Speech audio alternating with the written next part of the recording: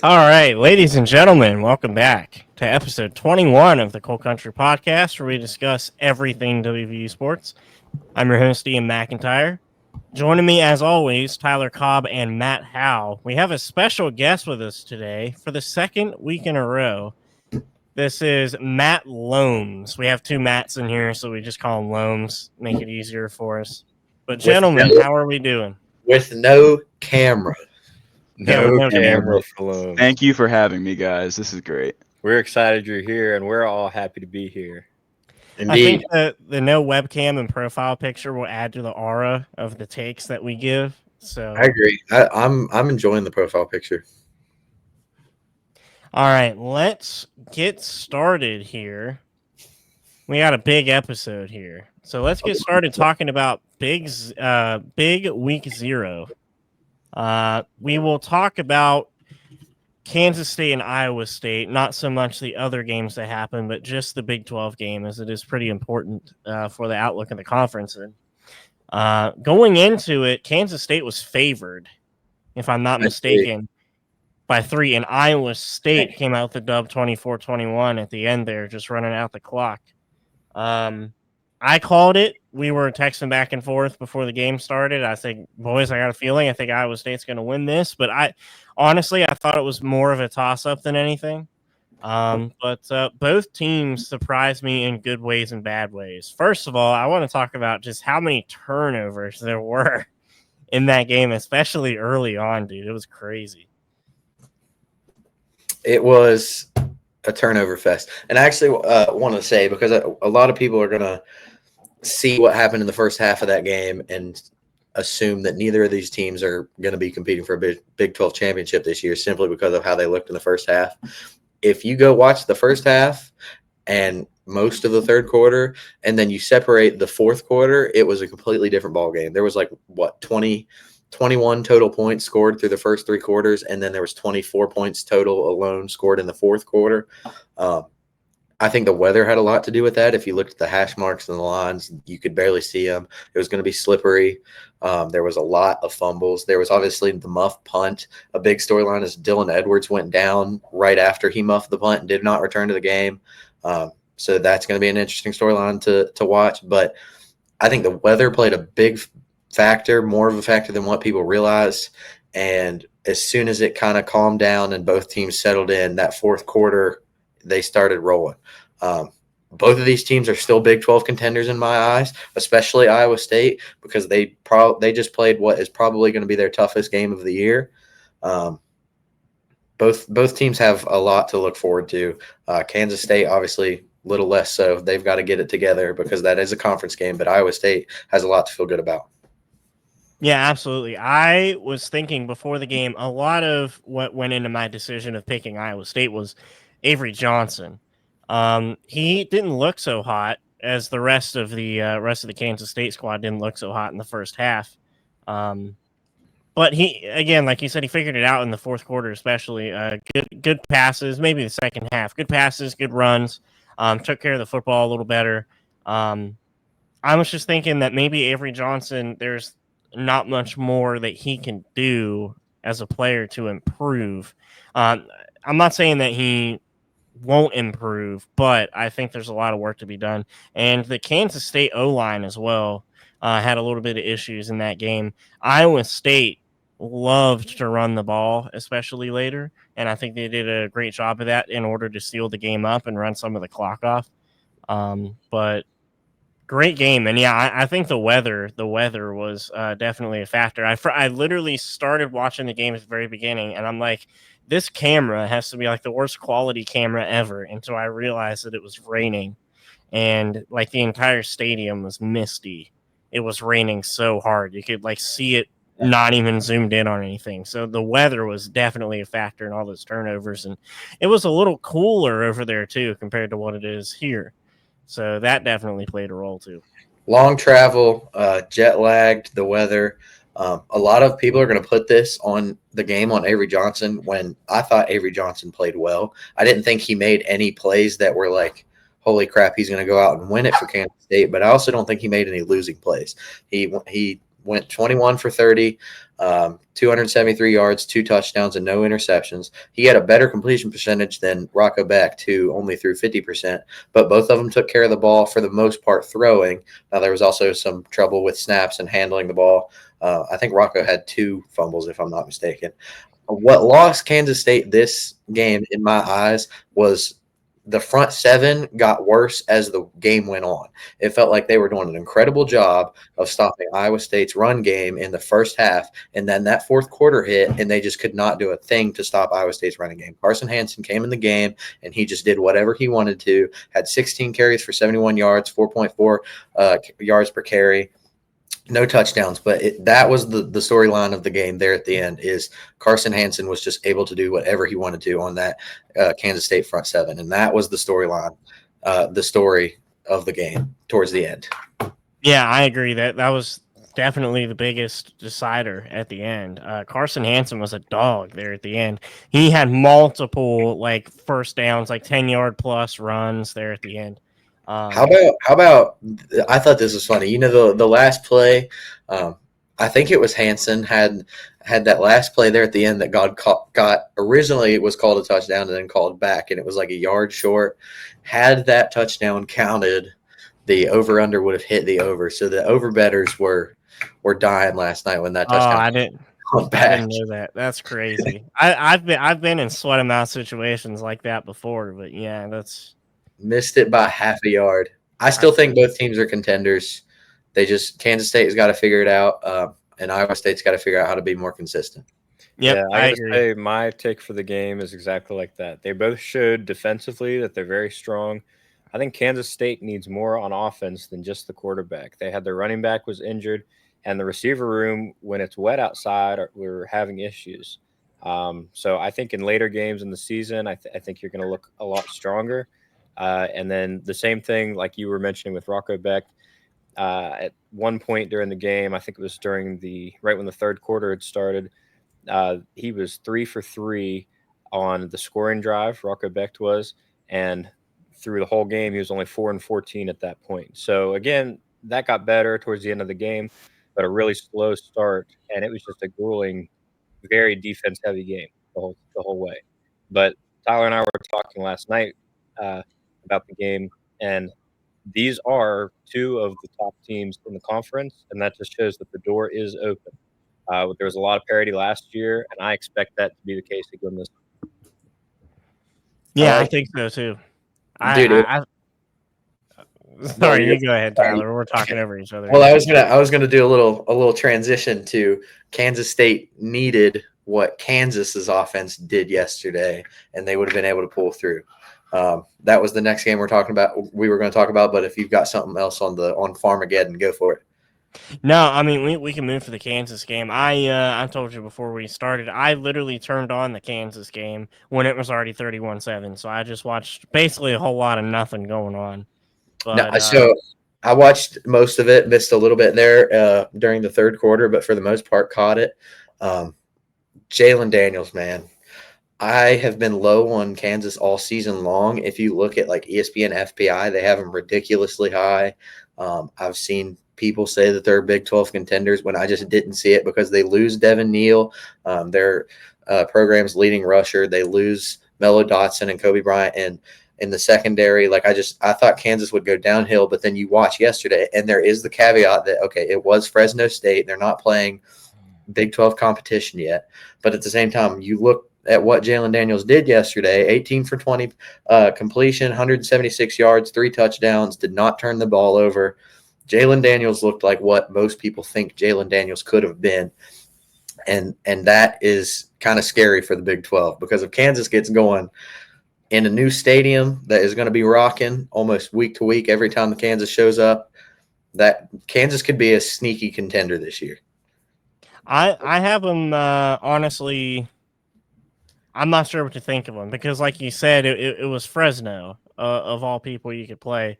But putting up 31 points and, like you said, Daniels having only 2 incompletions and never turning the ball over and being so efficient with his touchdowns too, 3 touchdowns on only 170 passing yards. That's efficiency. So I think Kansas could make some noise potentially in the conference. I guess we'll see. But that's where I stand on that. The biggest thing for Kansas is going to be, can their defense the rest of the year against Big 12 competition look like what the defense looked like yesterday? And it did look a little shaky at times. As that first drive, they let their quarterback, I can't even think of his name right now. I know it's Warner is the last name, but Fresno State's quarterback, Warner, marched up the field pretty effortlessly. They scored on that first drive. Now, they didn't score again the entire game, but if the Kansas defense can get it figured out, and then Cam Pickett at wide receiver, I didn't, like I said, Kansas lost a lot of playmakers. They obviously retained Daniel Highshaw, and that was about it. But Cam Pickett, the transfer from Ball State, he showed that he can be that wide receiver one. And Daniel Highshaw kept doing in this game what he did last year. So, like I said, Kansas could be scary. They just got to figure out that defense. Yep, I think you're right. If we want to go ahead and move on here, we can talk about the rest of the Big 12 in general, talking on 3 teams that could potentially be competing for a Big 12 championship. We can talk about the Big 12 as a whole, which is, again, like last year, sort of a we don't know moment. I mean, we sort of know who's going to be at the top, and like the 5 or 6 teams that have a realistic chance to be at the top, but then everyone else is a toss-up. And that sort of reflects on my rankings for them. We have a few teams we know that are going to be at the bottom. But do you want to go from bottom up? I am going to go from bottom up. Do you want me to start with my list, or do you want to go? Or we could just go one at a time. We can all say who we've got bottom, and then work our way up. So who do you got? Who do you have at 16? All right. So at the very bottom, I got Arizona. Okay. I have UCF. Everybody say they're 16, and then we can explain why. I had Houston at number 16, and I know we talked about it a little bit. And I know, Tyler, that you have Houston a little higher, but yeah, I have them at 16. Yeah, I also have Arizona at 16. I don't want to be a doomer about it, but I just don't have a good feeling. They lost McMillan. They lost Tedero and McMillan, and their schedule is not easy. Those are sort of the only notes that I have for them. They didn't pick up anybody of note in the portal, at least not that I would hear about from mainstream media. Never dove into them because they didn't make much noise last year, but they lost one of the best receivers in the country. That is just going to hurt you overall. So I have Arizona at the bottom. 15, I have UCF. So I have it. So me and you basically have a flip flop. Basically, I've got UCF at 16 and Arizona at 15. It could go either way. I'm not going to spend too much time on it because I do have them 15 and 16. Like you said, for Arizona specifically, you're not going to lose Tet McMillan and expect not to lose production. They were already pretty poor last year. I just don't see a world where the talent on this Arizona team, which is made up of a lot of guys that could honestly be argued that they are G5 talent to an extent. I'm trying to be a little nice to Arizona. This is going to be on Noah Fafita. If they want any success at all, Noah Fafita is going to have to be what he was in 23, and show the talent that we know he has that he did not show as much last year. And I don't know if he's going to be able to do that because of a lot of the production we saw last year came out from Tet McMillan. To prove kind of the point, West Virginia had one of the worst, not even one of the worst secondary in the country last year, basically in the Power 5. And one of our corners, Aiden Garnes, who basically played against Penn State and then was benched it was second string the rest of the year because of just how much smaller and not as speedy and physical and big as the guys on that Penn State team. He got demoted to second team. He's projected to get significant starting time here at Arizona. So that kind of says the talent differential that from Arizona to the rest of the Big 12. And then as for UCF, I just don't like the Scott Frost move at head coach. I know he had success there before, and I've said UCF is a sleeping giant in college football. But I don't think going back to Scott Frost was the move, despite West Virginia doing something similar and going back to a head coach that they are familiar with and have won with. So, like I said, I don't have much else. Two teams that I think will be towards the bottom, at least bottom half. Yeah, I'm right there with you. I had Arizona at 15. Yeah, I have UCF at 15. I mean, looking at their schedule, I mean, really the only guaranteed wins that you could talk about are their smaller schools, their FCS, their Group of 5. I mean, they'll pick up a win against Big 12 competition somewhere. That's just how the Big 12 works. It's always a meat grinder. But again, I just have to be a doomer. I don't see how they could be better than mid-pack this year. I don't see a way for them to excel. Yep, I agree. I agree. At 14th, I have Houston, where Matt had him 16th. I have Houston at 14th. They did bring in Connor Wigman from A&M.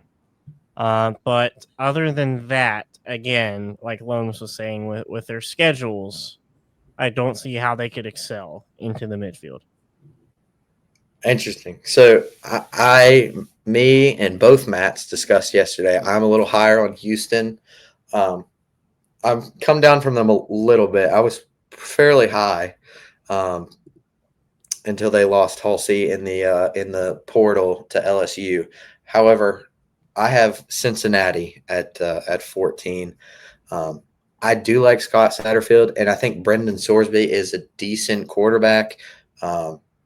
But just, again, like Noah Fafita at Arizona, the talent around Sorsby is not enough in my eyes to warrant me putting them any higher. I could see Cincinnati and Houston fighting for bowl eligibility because I do not have Houston in 13. So, like I said, I'm a little higher on Houston. But last year, Cincinnati beats Arizona State at home. Now, there's a caveat that Sam Leavitt was injured for that game. They were competitive against other teams. They shut out Houston early in the year. They only lost to Pitt by 1. They were competitive in the West Virginia game, despite us not being the best version of West Virginia. So since he could prove me wrong, like I said, Brendan Sorsby is a decent quarterback. I'm not liking the schedule. They open with Nebraska. I think Nebraska handles business at Cincinnati. That kind of kills momentum. They'll obviously get some wins against Bowling Green and their FCS opponent, but then they go on the road to Kansas. It doesn't look like a good year for Cincy in my eyes. So sorry, Cincinnati fans. Yeah, I also had them lower. I had them at 12th. I had UCF at 14. I just, like you were talking about them earlier, I think you had them at 15. I think they're going to struggle this year. So you have both Lombs and Howe both have Houston at 16, correct? I am at 16. Did you say 16, Matt? For Houston? For Houston preseason? Yeah. Yes. I have them. Let me check. I have Houston at 12 for preseason. I swear you already said. Maybe it was Ian. Did you say Houston at 16? I know. Yeah. I have Houston at 14. Okay. Maybe that was just me then. I think our bottom four are all the same, just a little scrambled. Yeah. I have Cincinnati at 14. It's a make or break year. They're not going to get it done. It's time for a regime change. For them. I think they have a pretty difficult schedule. More away games than home games. They have all the wrong teams at home. They have all the wrong teams away. The schedule just does not look good. That's about how we are, though, to be honest, West Virginia's schedule. So bottom four, we all have UCF, Arizona, Cincy. Most of you guys have Houston. I do not have Houston in the bottom four. Oklahoma State is my 13. All right. I'll move on to my 13. I have Cincy at 13. So, like you were saying, Sorsby is a good quarterback. He needs help. And their schedule's bad. So I got him there at 13. You just said Oklahoma State, so I'm going to say my Oklahoma State's my number 12. Interesting. So this is like you said, we all have the same team similarly towards the bottom, just in shuffled order. I think the bottom 5 are pretty far away from the next 11 in my eyes, and I think we all have the same bottom 5. I've got Houston at 12. That's my 12. I like Houston a little bit better than the UCF, Arizona, Cincy, Oklahoma State. Gundy's a damn good head coach, but I don't know if he has the talent on that roster to boost very much from what he did last year. I don't expect them to go 3-9 again, but I don't know if they're gonna be fighting for bowl eligibility. I'll say that. So Yeah. if they get to 6 and 6, 7 and 5, I think they'll be kind of lucky. Like I said, Mike Gundy's a good coach, but I like Houston a little bit more. That's why I have them at 12. They bring in Connor Wigman, which I was not too huge on at Texas A&M, but I think he's a decent quarterback. They showed flashes last year. They obviously beat Kansas State and TCU, both teams that had solid records last year and showed flashes towards the end. So I like Houston a little bit more than I do Oklahoma State. But again, that bottom 5, Houston, Oklahoma State, Cincy, Arizona, UCF, I think is pretty far off from everybody else in the conference. I think so too. Those are my bottom 5. I know for me, though, controversially, I do have West Virginia at 13, and I know you guys are going to hate that. But for me, it just comes down to we haven't seen what they can do yet. Like, it's such a big unknown. Like, based on their schedule, they could exceed, 7-5, 8-4 if you really, really, really want to push it. But they could just as easily fall flat on their face. So, I mean, until we see what West Virginia can do throughout the first 3 games, then I'd feel comfortable, moving them up to at least mid-pack. But He's an honest man. Below Houston, below Oklahoma State, we know their coaches, we know their teams, we know how they can do. I just have to see. Got to wait and see. So you have West Virginia below Houston and below Oklahoma State. Yes. Interesting. So I actually have at 13, I have Colorado. I think they have shown that they could be all over the place. They were 13 and 12 over 2 years with 1 bowl appearance, and that just doesn't inspire confidence, especially since they're 2 nationally recognized star players, which went to the NFL, and hopefully they have success at the NFL level. They're gone, and it's hard to do when you build your team around 2 players. Once those are gone, what do you have? And it's not that you don't have a team, because they were a good team last year. But I wonder what the talent is going to look like this year without those 2 players. So for me, Colorado is in a tier of their own. I'm only going ahead because Loam sort of prefaced his list of Houston and Cincinnati being above West Virginia. For me, Colorado is sort of in a tier of their own because, like Matt said, Travis Hunter and Shedeur Sanders both leave for the NFL. And those were your main guys that took you to compete for the Big 12 championship last year and almost got to that championship game. Those were your 2 guys. They're gone now.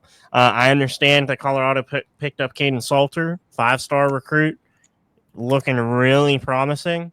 But again, we don't know with this Colorado team, especially with Deion Sanders at the helm. There are so many different dynamics at play. I have Colorado ranked on my list at 12. Is it 12? Where is it at? 6. I have Colorado right after Oklahoma State. So I actually think I agree with the like Colorado's in a tier of their own, because similar to you, it's like they do lose Travis Hunter and Shedeur Sanders, and you can't similar to what we talked about with Arizona losing Noah Fafita, you can't just skip over that. Those are 2 of the best players in the country last year, and you're replacing them with a guy that's only experiences at Liberty and freshman Julian Lewis, who, although was a 4-star, is still battling with a quarterback that, again, his only experience is at Liberty. And so can either one of those guys step up and compete in the Big 12? Colorado invested heavily in the transfer portal on the defensive side of the ball. I think they had like a top 20 defensive transfer portal class.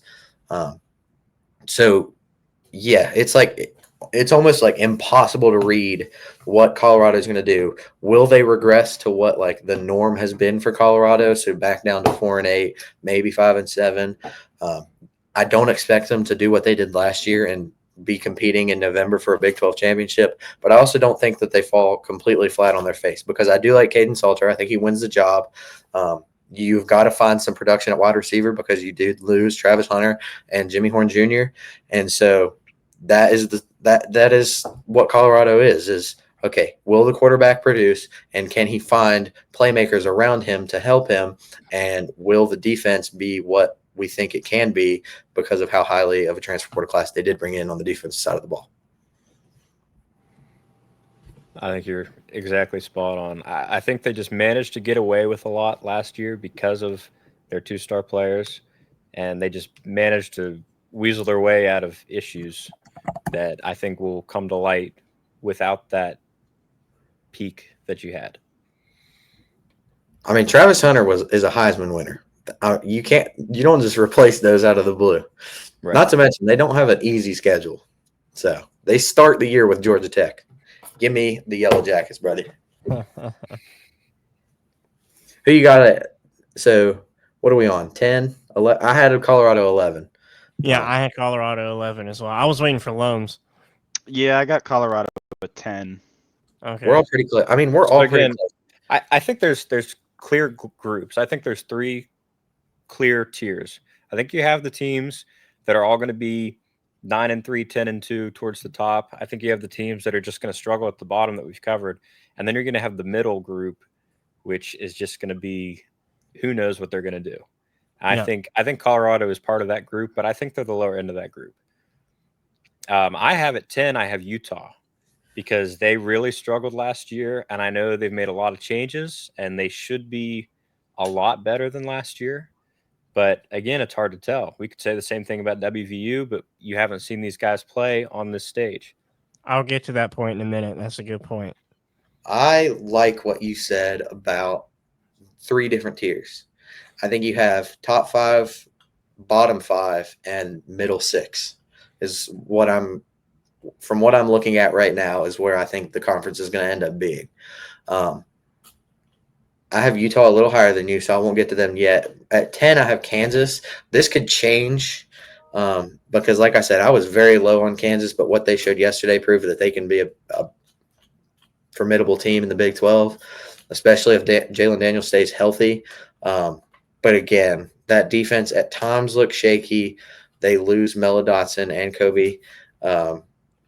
Can they force stops? Can they be a solid defensive team so that if Jalen Daniels does go down with an injury and the offense is not what we expect it to be, Kansas can stay in a game through the defense. So I've got Kansas at 10. I won't get to 9. Who else do we have at 10? Yeah, Matt, you said number 10 was – oh, sorry, Matt Howe, you said number 10 was Utah for you? Yeah, I had Utah at 10. Right. I didn't get to my 10 yet. At 10, I have Kansas. Me and Ian are on the same wavelength. Yeah, at 10, I had Kansas. So Jalen Daniels showed he's a lot better, even improved as an individual player. He lost some help on the defense, but he was very efficient yesterday. Now, I will not get high on one game, especially a game against Fresno. So I want to keep them towards the lower half of this middle tier. But they have promise. I feel like Kansas is either a 4-8 team or a 7-5, 8-4 team. So they have potential to be there. And it's just another point of, I guess, we'll have to see. So, Loam, as soon as you have number 10. I had said before I have Colorado, and I think my list just seems to be shifted up one spot compared to you guys, just based on my opinion of WVU. But going on to Kansas to touch on them, they just seem like they're streaky. So, they could go on to win 4 in a row, or they can go on to lose 4 in a row. Good words. Very, very streaky, and we're just going to have to see. Injuries can, swing that one way or another. So, I don't know. We'll see. Matt Howe was extremely high on Kansas to end the year. I think anybody in the world would argue that they were the best 5-7 team last year. They had a stretch where they beat 3 ranked teams in a row. I think it was BYU, Colorado, and maybe Iowa State. I think those were the 3. It was like, second half of the season, Kansas was a lot different from her first half of the season, Kansas. And the Kansas I saw yesterday was second half of the season, Kansas. And so if they can set up for 12 games, Kansas could be a team to be scared of.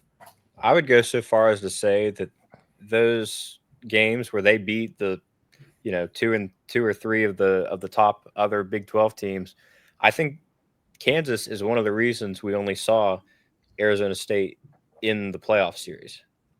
I think there's a possibility, and there's an argument to be made that an 11-1, ranked 2 Big 12 team would have possibly made an at-large bid. So I don't know what that would have looked like exactly, but Would have there's been, definitely an argument to be made that they were the spoilers for the playoff series. but I like what Lom said about being streaky because they do depend heavily on how healthy is Jalen Daniels and is he playing like what the ceiling that we know Jalen Daniels can be. Yep, absolutely. All right, I'm gonna move on to number 9. Go for it. Number 9, I have TCU, which I know, Tyler, you were saying you like TCU a little better than I do. With TCU, Josh Hoover provides the good stability at quarterback, so Josh Hoover is going to be good for TCU this year.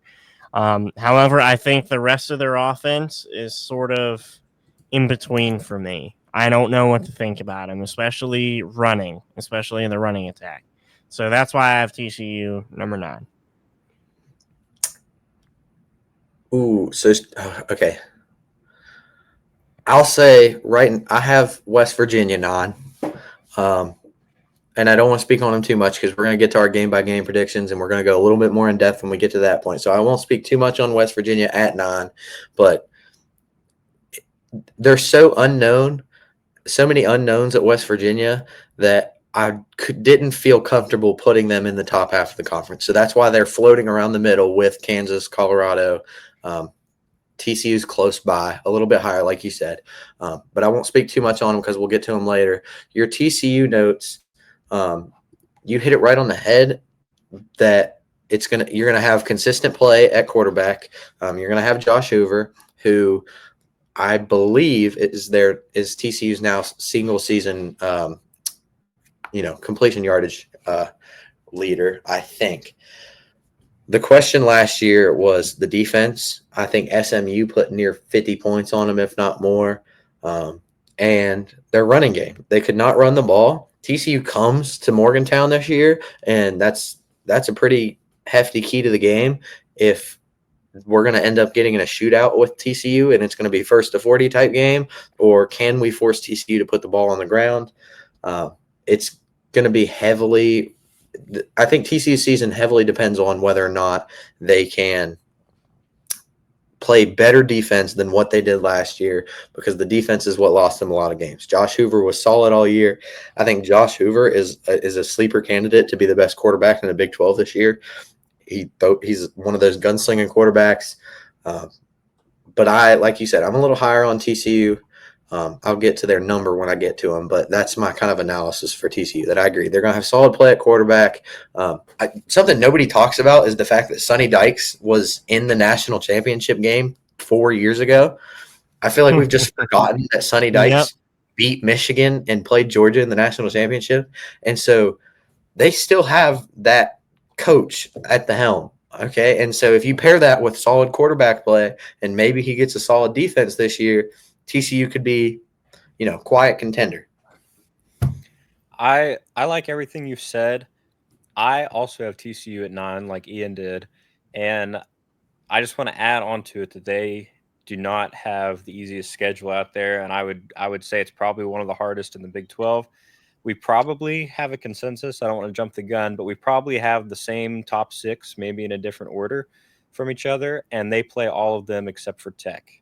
I guess we'll see when we get there about if I'm right about who our top group is, but they have a pretty rough schedule in terms of quality of opponents, and I just wonder about the endurance of the team to be able to get through all of that unscathed.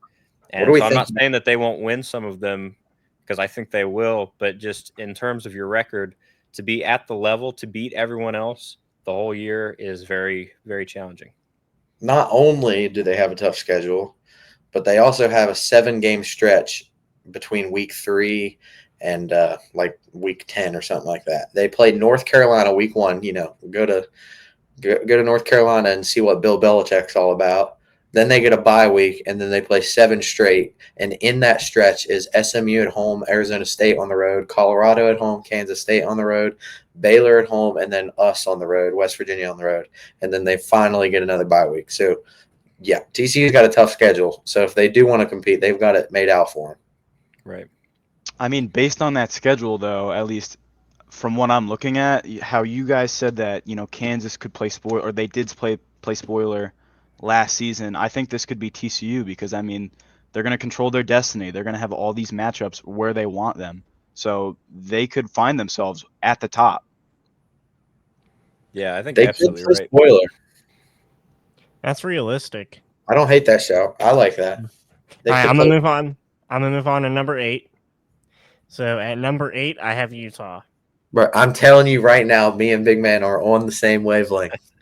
Number 8, number 7 we won't be, but number 8 I have Utah. So Utah upgraded their O line. I think that was their biggest. Oh, well, no, they return a lot at O line. They return a lot at O line, but they will okay. have one of the best in the country.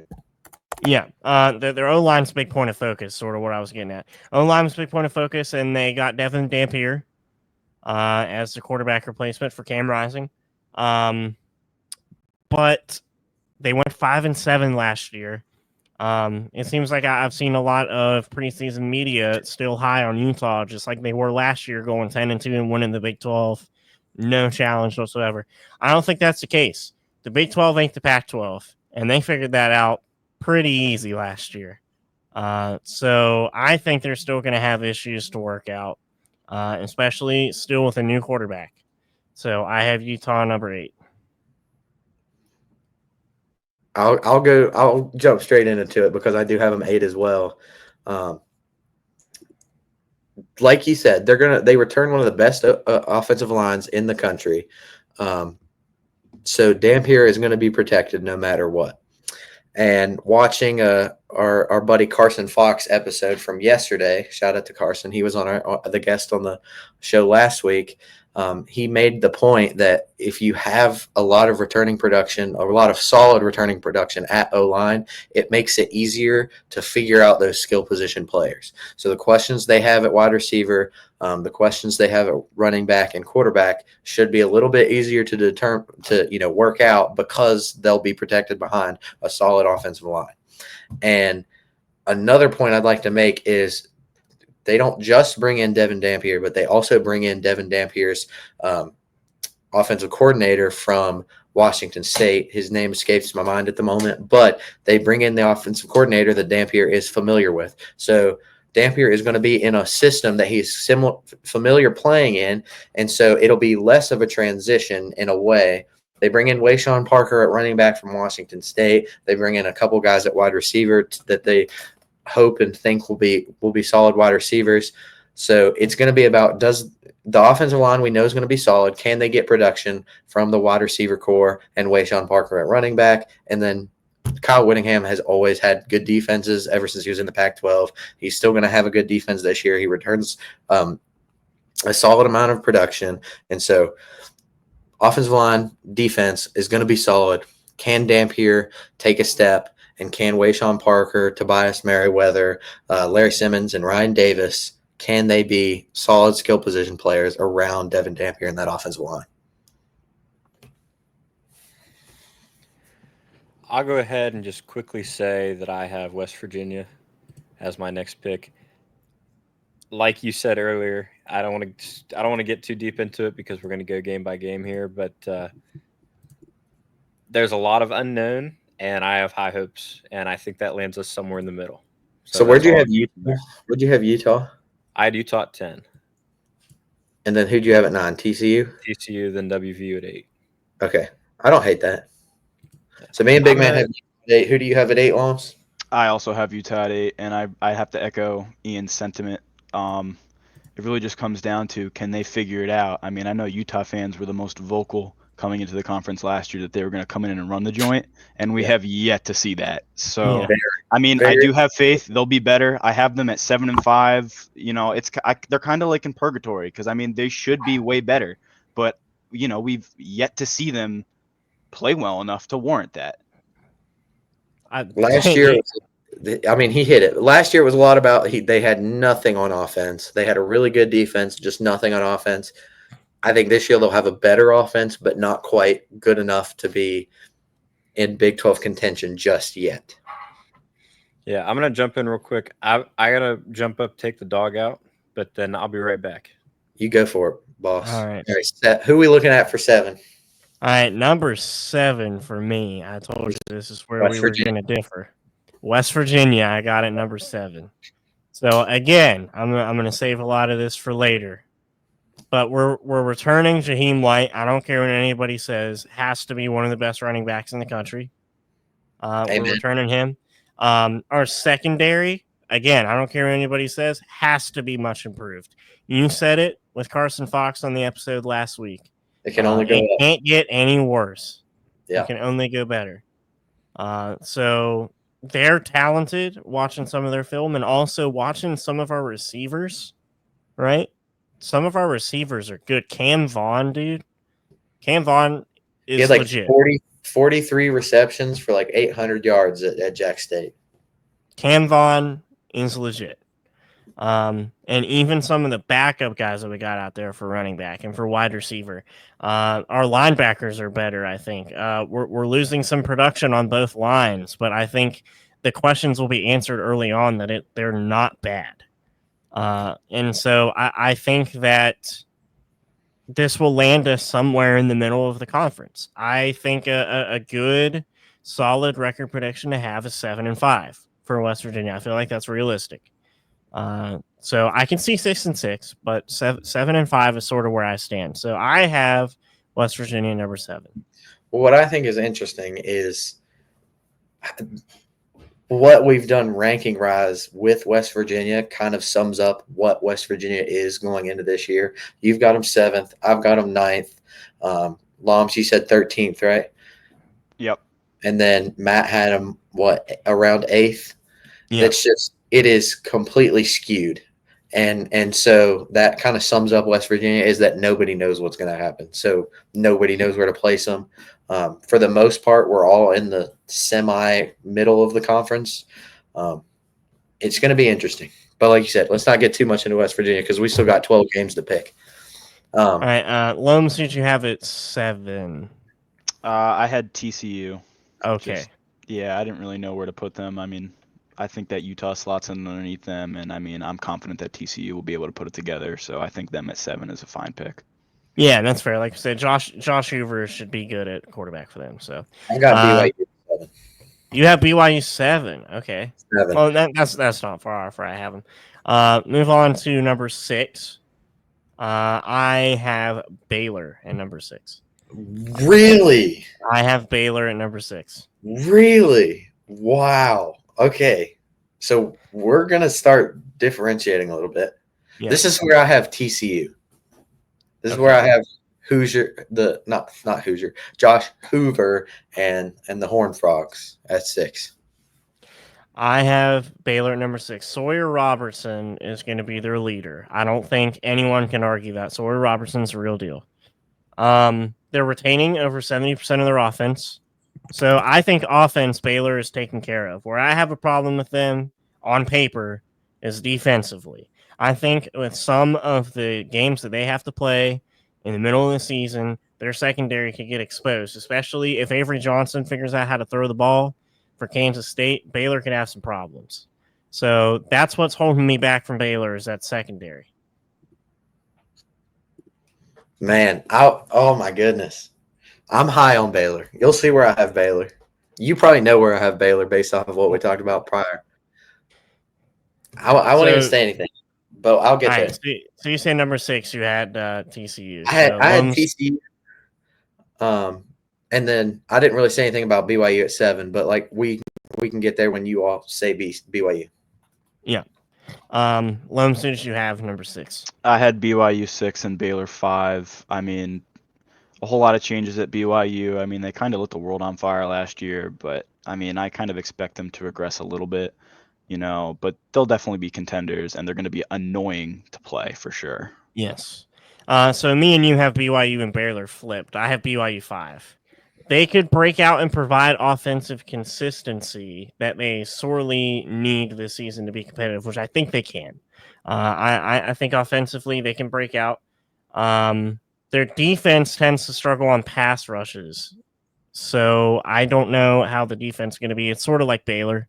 They have more questions on defense than they do on offense. But again, I have BYU and Baylor sort of interchangeable at 6 and 5.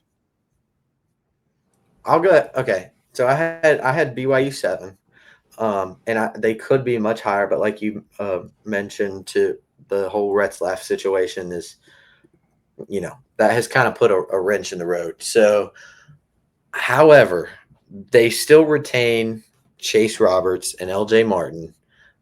So they have two solid, position players. It is going to be about, okay, they caught fire in 24. Can they keep it going? Can Kalani Sitake find a way to keep it going? And will Bear Bachmeier, the quarterback wearing number 47, make it make sense? Can he be a good enough quarterback to be one of the top teams in the Big 12? He's a true freshman quarterback. So that it's just a difficult thing to gauge because I think the supporting cast around Bachmeier is good enough to compete, but throwing a true freshman quarterback in a really competitive conference that any game week to week you could win or lose is going to be extremely tough. And I don't know if Kalani Sitake can keep the Cinderella story going. They had a really rough year in 23, caught fire in 24, ended the year just missing out on the Big 12 championship and then destroying Colorado in a bowl game. What I will say is Lavelle Edwards is one of the toughest places to play in college football. And so if they can defend home field and win a couple road games, they could see their way back to similar position where they were last year. But it is going to depend on the play you get from Bear Bachmeier. I also have BYU at 6 for a lot of the reasons that you said. It's actually really easy to talk after you, Tyler, because you hit all the points I was going to hit. But exactly what you said. They have a really solid team. There's a couple question marks that have been added in recent months. And I think they are clearly the bottom of the top bracket or the top of the middle bracket if we're still dividing that into thirds. So I like BYU. I think they're a solid team, and I think they're in that upper third. Like I said, I'm dividing mine into bottom 5, middle 6, and top 5. And so BYU, TCU are kind of interchangeable as the top of the middle 6. Yeah, I think I have TCU at 6, BYU at 7, but I could easily change those. That could go either way for me. Sure. All right. What we have at 5? At 5, I had BYU. Okay. Yeah, 5, I had BYU. I have a top 4. So for time's sake, I'm going to go ahead and run down these teams because in my opinion, these are the teams that have the most realistic shot. So I'll just say a few things about each team and then we'll go around. So Texas Tech, I have number 4. Number 1 portal class in America. But again, they have a lot of question marks because they rebuilt that. They rebuilt that. And it's very experimental. They are going to be so fun to watch because I think they have the best portal class in America, but they're the most experimental football team in college football. Number 3, I got Kansas State. Avery Johnson looked improved. They lost to Iowa State, but like we were talking about earlier in the episode, weather played a huge part in that. He looks better. Didn't get to see all of what I wanted to see from the running game because of the early injury. But then Kansas State, I still expect to be there even with that Iowa State loss. Number 2, I have Arizona State. Kenny Dillingham, probably the best coach in the Big 12, or most motivational coach in the Big 12.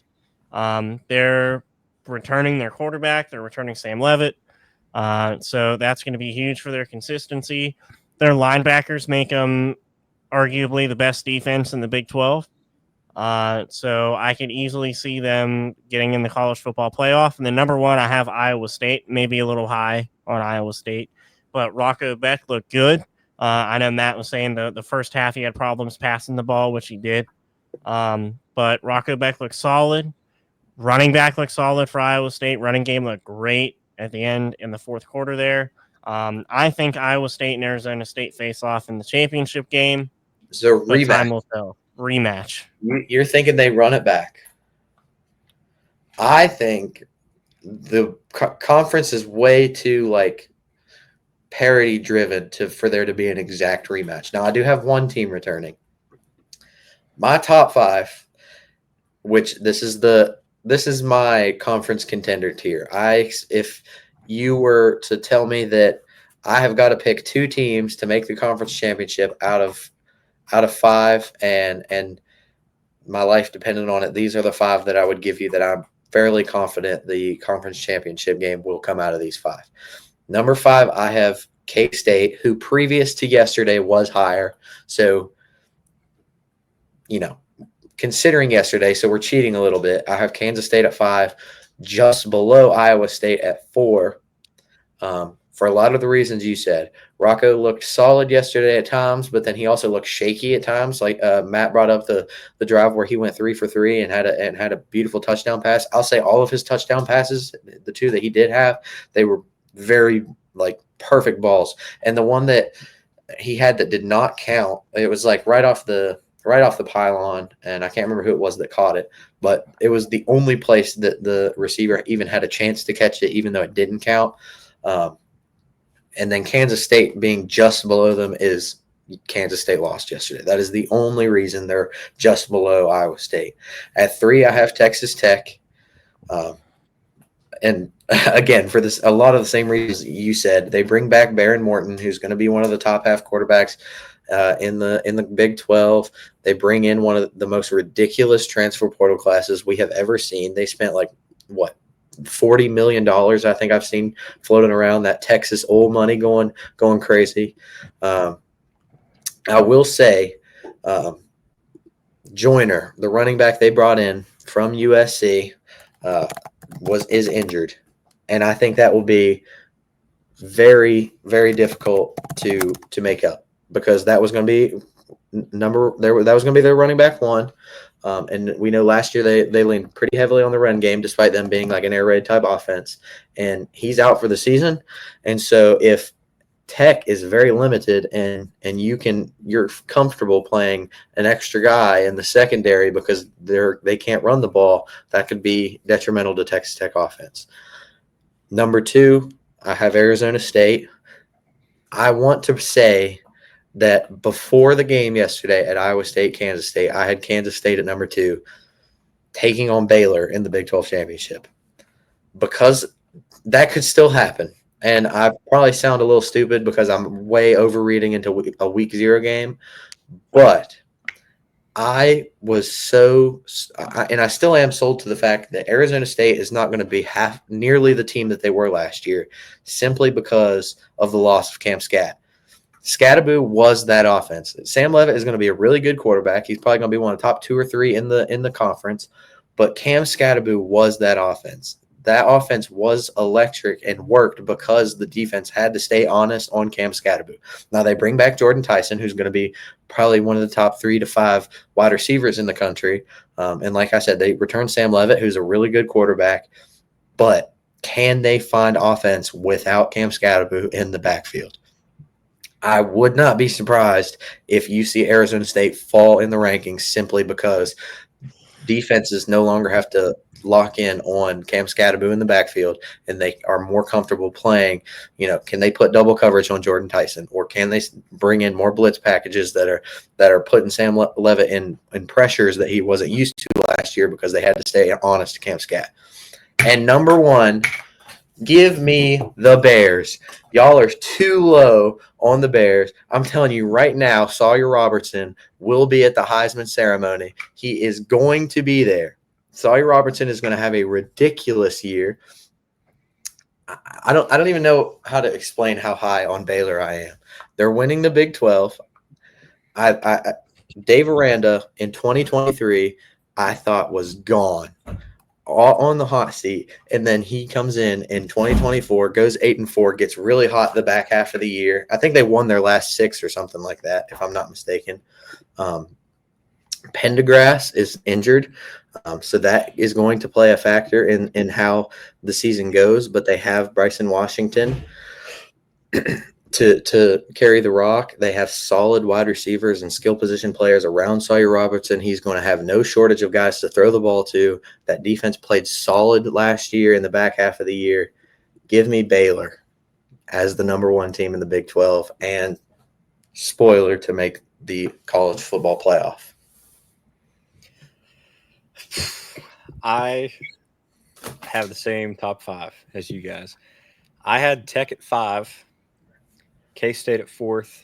Again, I think K-State could be higher. These are all teams that could be 12-0, but they're going to drop 1 or 2 somewhere along the way. And it's just a question of who eats who, what day of the week. I had K-State at 4. I had Baylor at 3rd. I feel like they are absolutely top 3, but honestly, I don't know where in there. And I'm right there with you where I think they could be number 1. They just look really, really good. I have Arizona State 2nd and Iowa State at 1st. We'll see. It's preseason, so I don't want to say this is the law. But, I mean, you look at it, and no matter how you set it up, it just feels like it could be entirely different. So I'll leave it at that. Yeah, I mean, I have the same top 5. I mean, where I differ is, I mean, I have Iowa State at 1, and I just really think it's because that whole team is maturing, and I just think they're going to be able to put it together. I mean, they're just so fun to watch. Fair enough. I'm telling you. What is it? I was to say I'm the only one that doesn't have Baylor top 5. I have 6. Baylor. I am so unbelievably high on Baylor. They started the season last year 2-4, and then rattled off 6 straight. I think. And they finished the season with a loss to LSU, but played them competitively. I think LSU is going to be a incredible team this year with what they return and the transfer portal class that they bring in. But 1,000+ yard rusher in Sawyer Robertson. I'm sorry, in Bryson Washington, and then they have an incredible quarterback in Sawyer Robertson. I am extremely high on Baylor. Give me the Bears. All right. Well, I think that wraps up our Big 12 power rankings. You guys should let us know what you think down in the comments. I would like to see if I'm not the only one who has Baylor lower. Yeah, if you guys think UCF is going 12-0, let us know. Yeah. Why we're wrong. Yeah, and then we'll tell you you are wrong. All right, guys, let's go ahead and hop in and talk about our preseason top 25 predictions. AP published it last week, right? They published their first top 25. It's something like that. So this is Tyler's list right now. We're showing you Tyler's list. All 3 of us have made our own list, but we're just going to go ahead and use this tier maker to try to discuss how we want to move people around, or if we're okay with keeping them the same. So, I mean, I'll go ahead and start in saying I'm okay with having Texas at 1. That's what Texas is 1 on both major polls, in the coaches poll and the AP poll. They probably have the best defense in the country, and they bring back. They'll have a really solid offensive line. I expect them to have solid production and skill position players, and then they have the talk of the town in Arch Manning, who I am buying stock in, despite some people not being as high.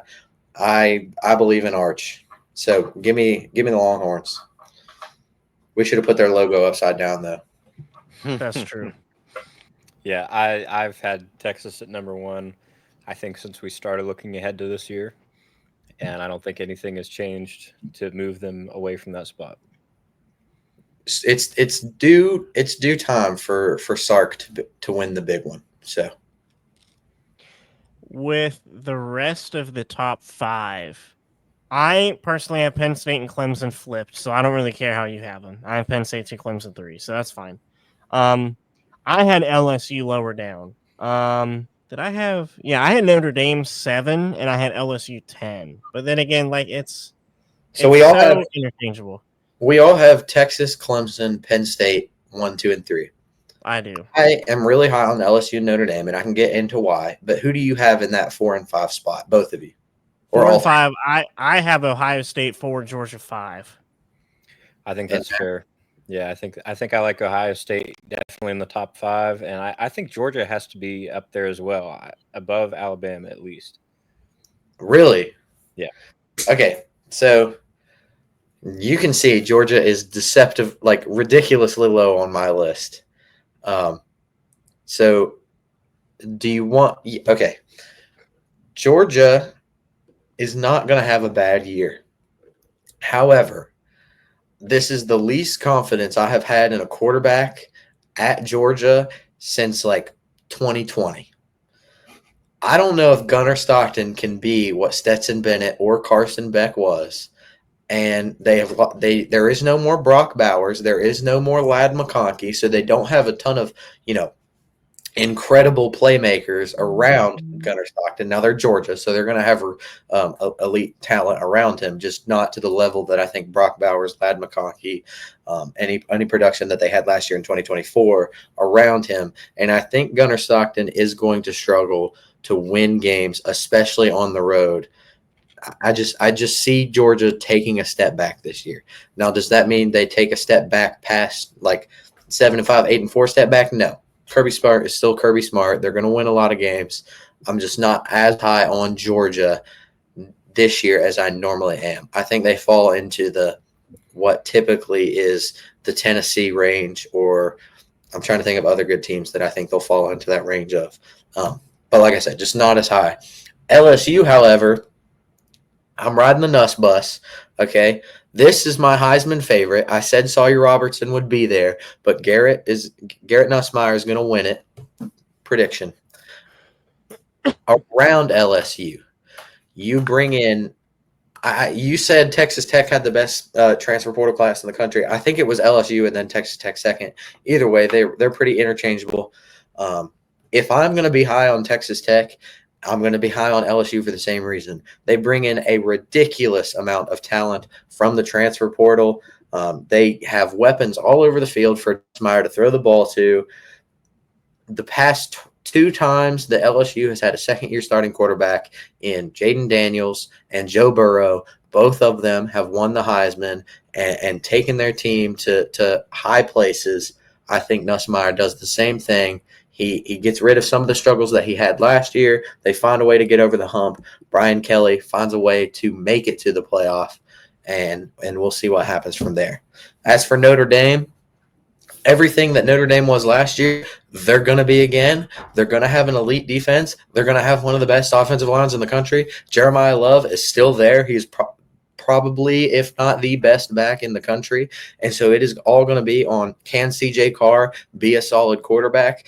And behind the offensive line that Notre Dame has, I don't see how CJ Carr can have the talent that he has and not be a solid quarterback. And if you look at Notre Dame's schedule, everything plays out in their favor. There's only like 2 or 3 losable games.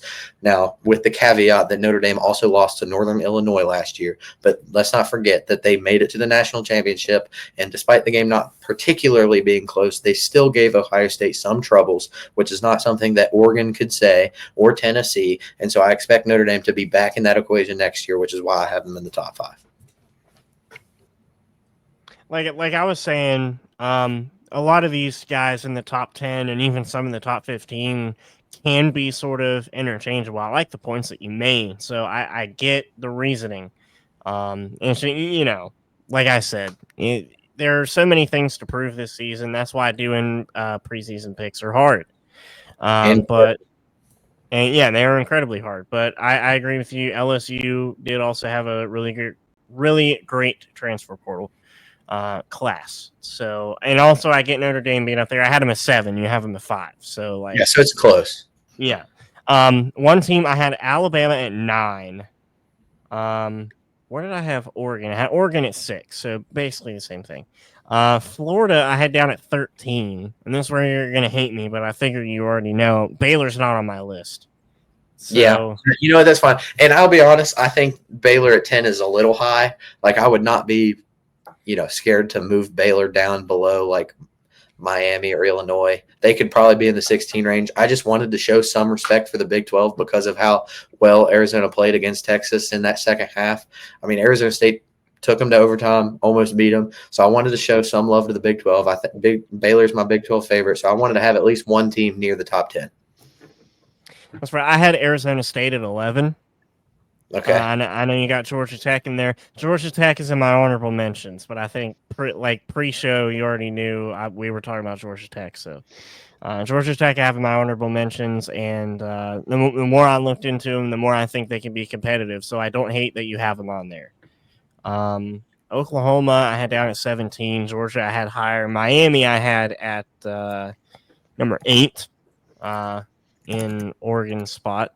A few teams I'm looking at too. South Carolina had it 16, actually. That's perfect. Arizona State had it 11, like I said. Texas Tech, I have them down at 21. Okay. They're a little lower. Washington, I did not have on there. I do want to talk a little bit about Washington because I know you're high on Washington, so I just want to hear your take on that. Well, I will get to Washington. I actually want to address the Georgia Tech situation because I think Georgia Tech is also pretty high for what most people are going to have them.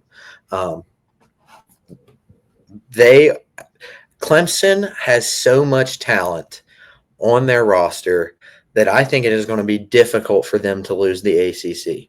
There's only 2 teams in that conference that I think stand a chance to beat Clemson, if anybody does, and that's Georgia Tech and Miami.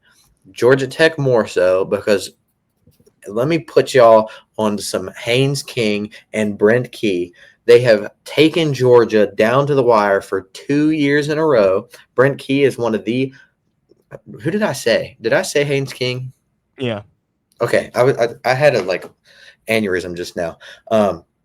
Anyway, they have taken Georgia down to the wire both years. I'm picking Georgia Tech in that game this year. Give me the Yellow Jackets to beat the Bulldogs at home. They go 11-1. Only losses to Clemson in the regular season. Unfortunately, I don't think that they win the ACC championship. Actually, I don't even have them in the ACC championship, simply because of how schedules are made up. And I can explain that more if you want to. But I just wanted to address the Georgia Tech situation because not enough people are talking about Haynes King and the Yellow Jackets and Jamal Haynes at running back and their ability to just ground and pound, run the damn ball, and just make things happen. They are a nitty-gritty team, and they're going to be in the top 15 this year. Mark my words. Now, you wanted to talk about Washington.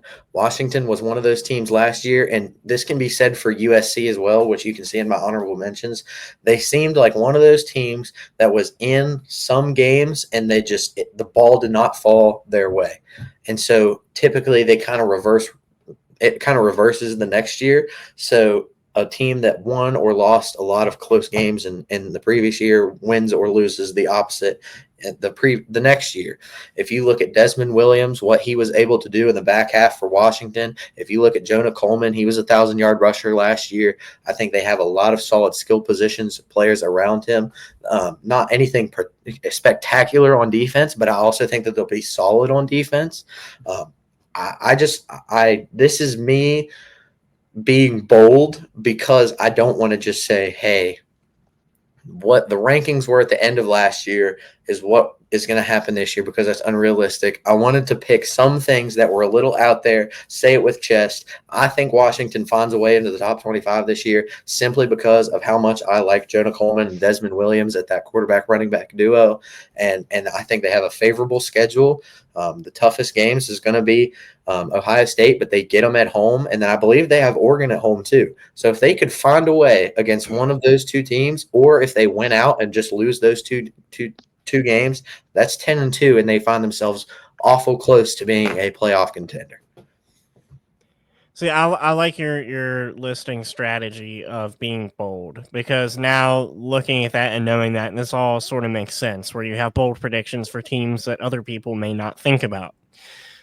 So if you're if you're trying to prove like Georgia Tech's going to be there, and you're trying to prove Washington's going to be there, like you're saying, they have Oregon at home, they have a chance to get it done. I think they have Oregon at home.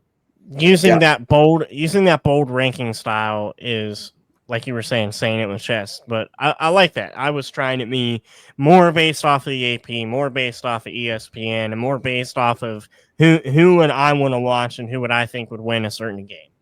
That's sort of how I ranked my list. I think the other one is Oklahoma. I've got them not only in the top 15, but I have them above Georgia, who has been at the top of the SEC for the past 2 years. And Oklahoma went 6-7 last year, losing to Navy.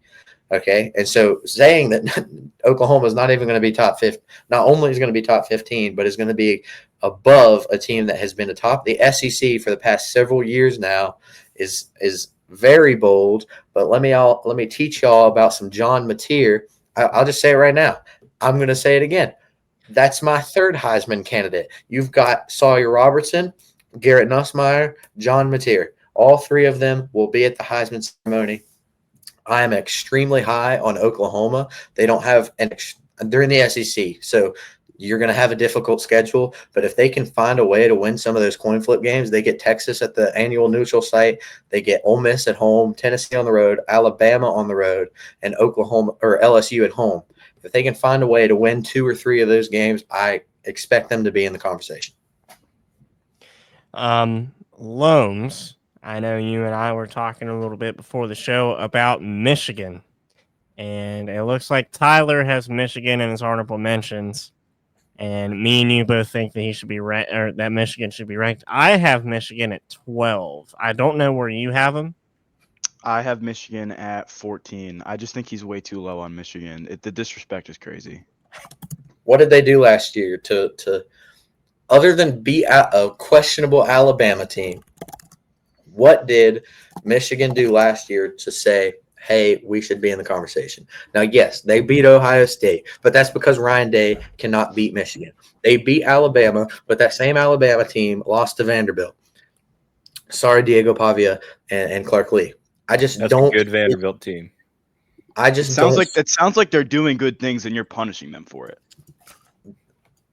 I don't think they did as many good things as what you guys think they did. They beat an Ohio State team simply because that Ohio State team could not score on them, but then they lost to, I can't even remember their schedule.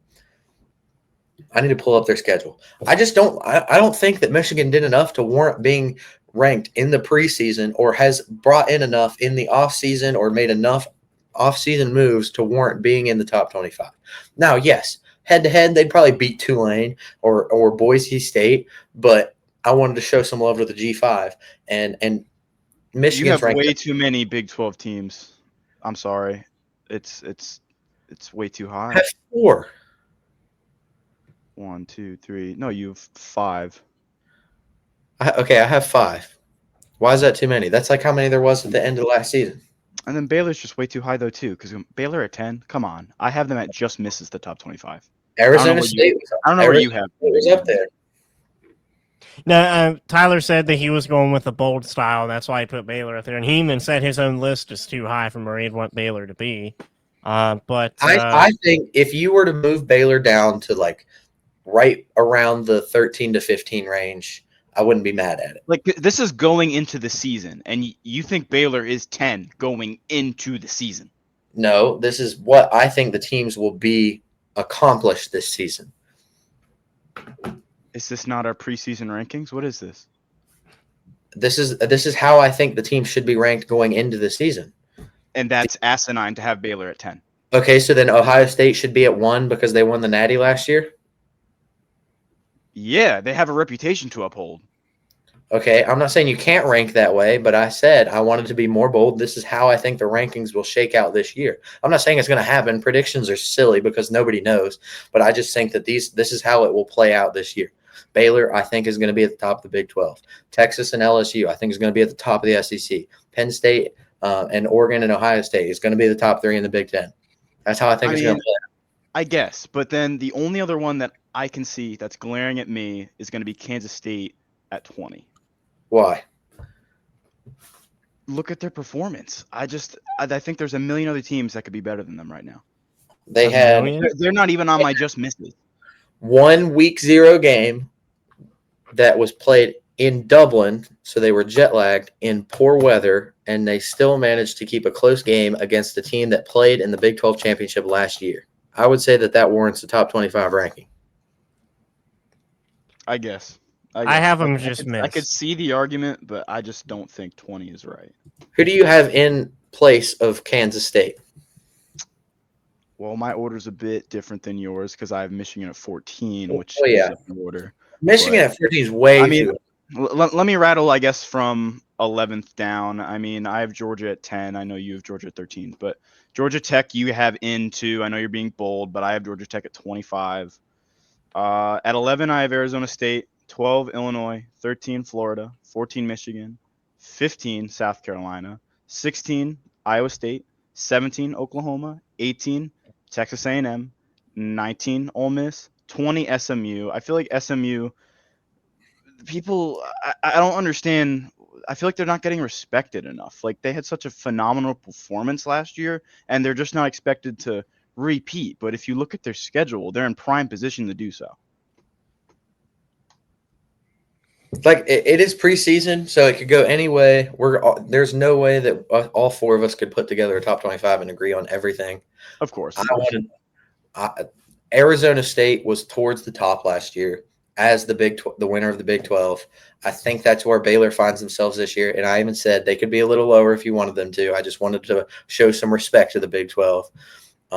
I wanted to make some bolder picks. That's why you see Georgia Tech. That's why you see Oklahoma. That's why you see Florida in the top 10. I don't think enough people are talking about Washington because of Williams and Jen Coleman. And then the Big 12 teams, they're at the 17 through 20 spot. I don't think any of those are crazy in the order that they are. And the Big 12 is so close that it kind of makes sense to have all the Big 12 teams right beside each other. The last thing I'll say before we move on is Illinois, where you have Illinois compared to me. I have Illinois at 24. You have Illinois at 15. Lombs, you said you had them at 12? Yeah, you don't have them. You don't have faith in them. I do not have faith in Illinois. Now, to be honest, do I have bias against Hudson Clement? Absolutely. But I still think that Illinois is a good team. I mean, good enough to be ranked. What if I told you that Illinois had they retained 75% of their production from last year, and they had a really solid 2024? What was their record last year? 9-3, and they beat South Carolina in their bowl game. Beamer ball. I don't know. I'm still not going top 15 range on them. I think they're good. I think they lose more games this season than you guys think they do, because we were talking about this before we started. I think they could go 9-3 again. So, well, that would be the same amount of games as they won last season, not more or less. Well, I know, but I'm saying I think Illinois is not top 15. I think they go 9-3 again. Which where were they ranked at the end of the season? They were close to 15. I mean, I'm kind of glazing Michigan, and I have Illinois finishing better than Michigan this year. So he is very, very glazing Michigan. Hail to the victors. Well, I guess that's my. I also don't understand the Ole Miss glaze. Ole Miss. I have Ole Miss 18th. No. I'm Ole Miss 18th. I have Texas A&M 19th. Yeah, Ole Miss at 19 for me. Sorry, Kiffin. I'm off the coaster. Oh.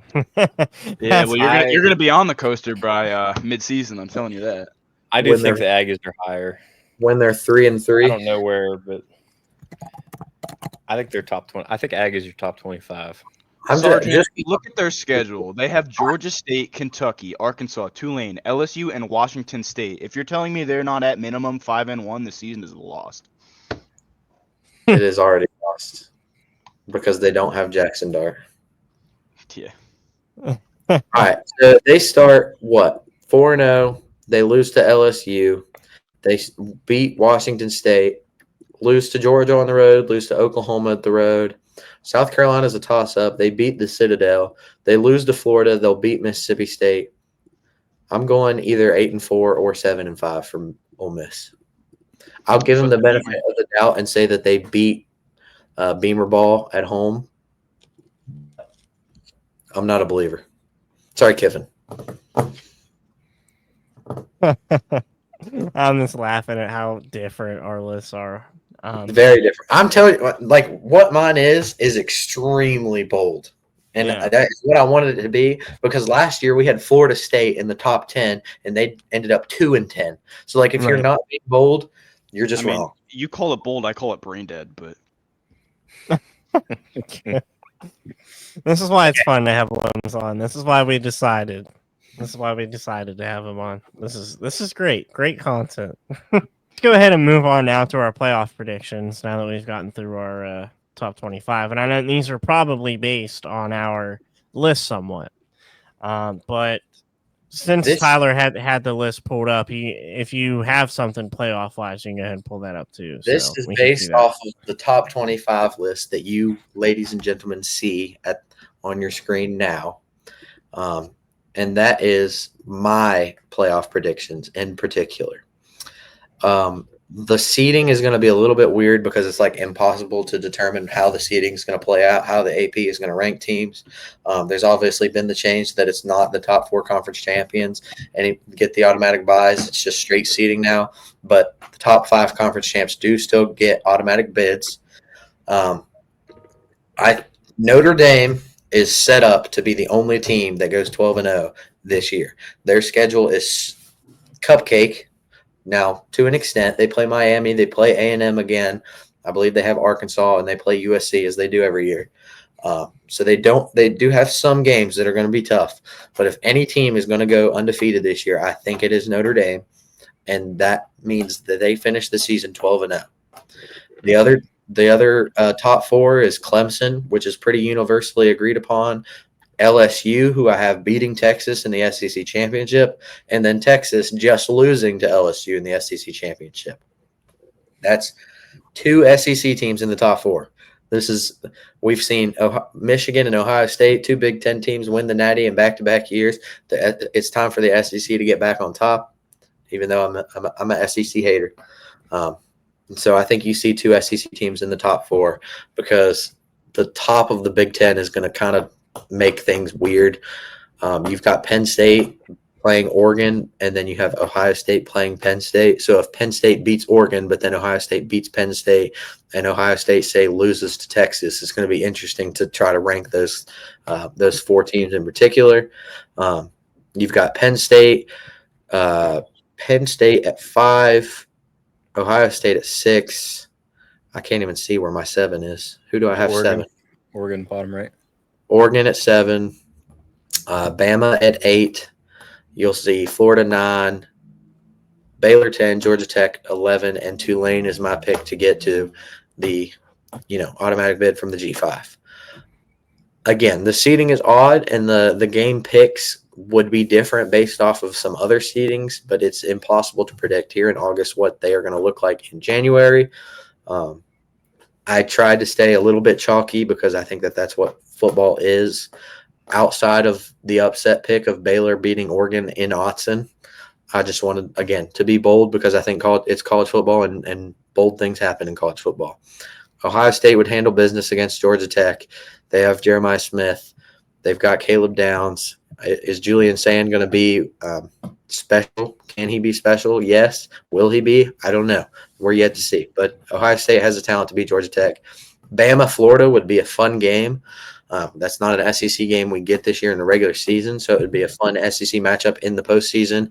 I'll give the edge to Alabama. Ty Simpson, I think he handles business. He's going to be fine. And Kalen DeBoer's offense, he fits that style of offense way better than what Jalen Milroe did. So give me Bama. Penn State easily beats Tulane. And I'll say if Penn State finds himself in this situation, it'll be quite interesting because James Franklin in back-to-back years will have found himself playing in the first round a Group of 5 opponent. Now, they played an SMU and then a Group of 5 opponent, but then this year they would have played a Group of 5 opponent in the first round. Then you get the big boys matching up. Give me Texas over Penn State, Notre Dame over Bama, LSU over Ohio State, Clemson over Baylor. Texas handles business against Notre Dame. LSU gets revenge on Clemson. Week 1 game, LSU versus Clemson. I have Clemson winning. And then in the rematch, LSU wins. Give me Nussmeier over Arch Manning. LSU takes home the Natty.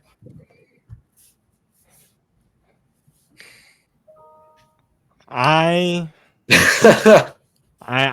still trying to digest this. I forgot what it looked like before you put it up on the screen. I like some of the picks, honestly, and I am differentiating some of the teams that are in. I think you convinced me. It's either going to be Boise State or Tulane that gets that Group of 5 nod. I'm still in between on that. For now, just in my own notes, I have Tulane. I think Army is still in the mix as well. Army and James Madison. Yeah, James Madison's team I forgot about. I knew Army was in there. James Madison could be a sleeper. Texas, I think Texas at least gets to the national championship game. So I like you have them least. there. Some bold statements. I think Texas at least, yes, because like you were saying earlier, ESPN just has Texas ranked so far above everyone else, and even yourself, you said that you're higher on Arch Manning than some people. Yeah, I like Arch. So, I think he delivers.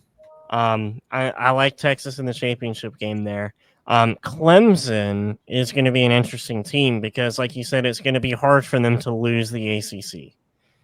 So, how much of a challenge are they going to face depending on who they match up with in the playoff is the real question for me. I think if they played someone like Ohio State or even someone like Florida, they may have their hands full.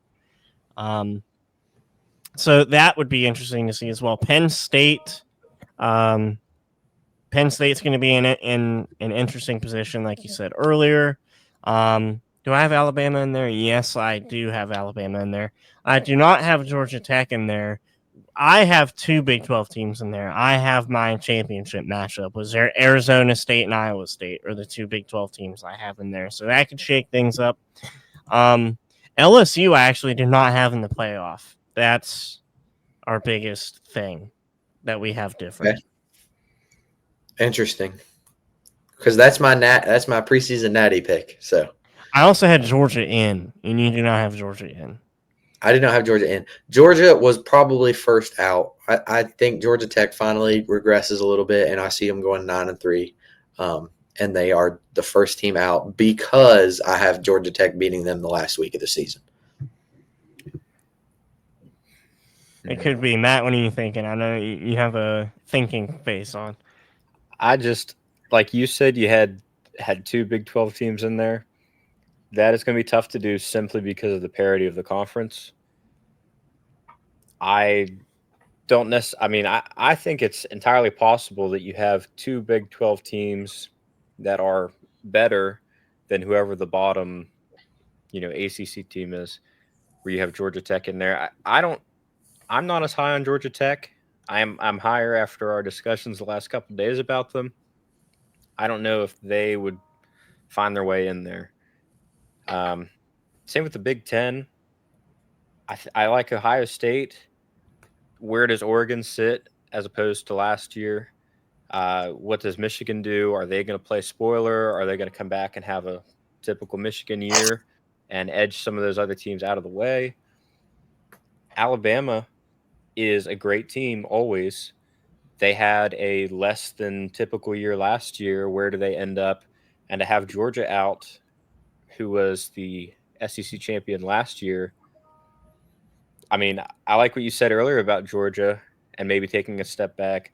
Obviously, I think Texas is in. I think LSU is a great pick. Clemson, obviously. Big 12 is up in the air. I do like Baylor a lot. So it's hard to nail down, but this almost looks like 2019. I'll say if I had put in Oklahoma over Florida, which I was close to doing, it would be eerily similar to 2019 because you would have the Joe Burrow LSU team. I think that Trevor Lawrence Clemson team. Clemson.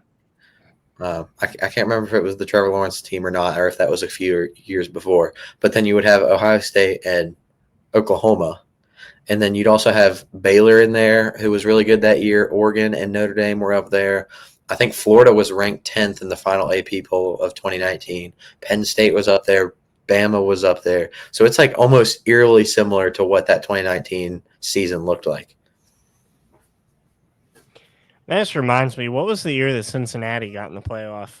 That was 20 or 21, right? I think you're right. That just got me thinking. I think Trevor Lawrence was a year before Joe Burrow. I think Trevor Lawrence, Joe Burrow was the 2019 season. I like the Tulane pick. I'm still pretty high on Boise. It was 21 with Cincinnati. Sorry, didn't mean to interrupt. No, you're good. I like the Tulane pick. I think I'm still high on Boise, but there's a lot of change with Genty going to the NFL. So I mean, we'll see. We'll see. Again, impossible to predict. Yeah. So for that reason, I do not hate this list at all. So Lombs, is this bold or brain dead? Let me know. It's fair. I'd say it's fair. I mean, for me, I'm last minute trying to plug myself into a seeding for this, but that's just so hard to really determine what the seeds are going to be when we don't know how the matchups are going to go this year. I mean, for me, definitely, I have Clemson as my number 1 seed. That might be crazy, but I think they're going to obviously be ahead of the ACC this year. I don't understand your hate for the Dogs, so I have the Dogs in. I don't hate the Dogs. I just don't think Gunnar Stockton is going to be as good of a player as what Carson Beck and Stetson Bennett have been. I don't know. I guess I live in a what have you done for me lately? And I mean, Georgia has showed up every year. So That's why fair. would I expect them to not otherwise, Hey, if you have Georgia in there, I'm not going to say. I mean, I have them in there pretty high, though. I have them as winning the SEC at number 2. That's fair. Honestly, that's fair. I would not blink an eye if somebody has Georgia in there pretty high. Yeah. I mean, Ohio State, I have them winning Big Ten. I feel like that's pretty fair. My pick to win the Big 12 is Iowa State. I mean, I know it's just going to be a meat grinder. So, I mean, we're yet to see if that's going to hold up. I don't really know too much about Group of 5. I haven't really had time to vet my research on, the up-and-coming teams this year. And if you want to call the Big 12 a meat grinder, what is the Group of 5? Like that's just going to be crazy. And we really won't know what it's going to look like until the end of the season for, the head of the Group of 5. Out of the at-large bids, I'd definitely say Notre Dame has a very high likelihood of making it, as well as Penn State. I think Bama would be a safe bet. But for me, I have like 10 or so teams that are all competing for like the last 6 spots. I have Arizona State, Oregon, Michigan, Texas, Ole Miss, LSU, Georgia Tech, SMU, Florida, and Baylor all competing for 6 spots. So out of there, I could understand really any picks. Pretty high on Michigan. Interesting. Yeah, well, we touched on it earlier, but Yeah. I mean, last year was atypical, but I would expect them to do a typical Michigan year. I grew accustomed to J.J. McCarthy and Blake Corum, and I just don't know if Bryce Underwood can deliver what J.J. McCarthy was able to do during his time at Michigan. Yeah, it could be the end of an era, but they are historically the best college football team. I'm putting that in air quotes because everyone has different metrics they want to go by to judge something like that. Either way, we have an incredible season in front of us to watch, and that will determine these. This is not going to be how it plays out, and if it is, I'm going to buy a lottery ticket. But fun exercise nonetheless. That brings us to the main point, does it not? The main point. The main segment. The main segment. Hugh Freeze in Auburn, right? yeah, that's Auburn. No, ladies and gentlemen, what you've been waiting for: West Virginia's game-by-game predictions. All right, so if we're gonna go through the entire season and every single game, I think we're gonna have to do some comparisons of the opposite team. That's kind of actually hard for me to do with Robert Morris in Ohio for WVU. Ohio does have I closed the tab. Their quarterback. I know him from last season. I can't remember his name. Parker Navarro. I knew it was Parker something. Navarro is a solid quarterback playing some Maction. I love we use the term Maction. I think it's hilarious. Anyway, for me, do you want to go one game at a time for each one of us? Well, yeah, so we'll just start each game. Everybody give their prediction. I think Bobby Moe is pretty obvious what everybody's going to pick. Yeah, Bobby Moe. So, the question is, what do we think the spread's going to be? I'm going week to week when we give our pick'ems, we'll do a score prediction. So we won't do it this time but for Bobby Moe specifically, I think we're leaning on close to 60 points for us. Holy moly! I'll say that they're around the 10 to maybe 17 range if they can score once or twice when our second string goes in. Okay. I obviously have us winning, Robert Morris, and I know you said you didn't want to do it. I'm going to throw my spread out there, 28.5. That's my spread. I think 60 points is high. I know talent-wise, size-wise, all of the metrics to compare, I think we outclassed them. 60 points is high, and I think you look at your second, third, fourth strings, pull guys off the sideline that look like they're having fun. You're going to slow down on offense. I don't know that we get to 60. I think you're right about them having a score or two, kick a couple.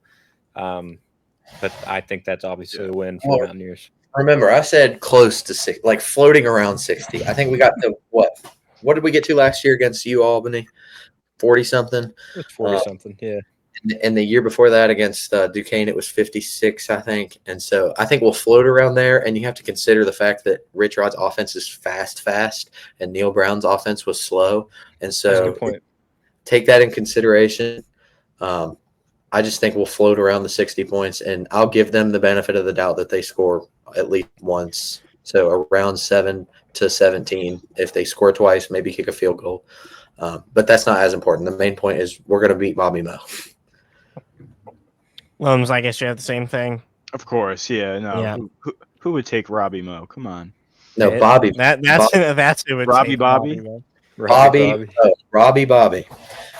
All Ricky right, Bobby. Ohio Bobcats. I think all of us are in agreement on this one too. I have us winning in Ohio. The spread's going to be a little different, and like I was saying, Parker Navarro can be a legit quarterback in the MAC. But I have WVU getting this one, probably by a substantial margin.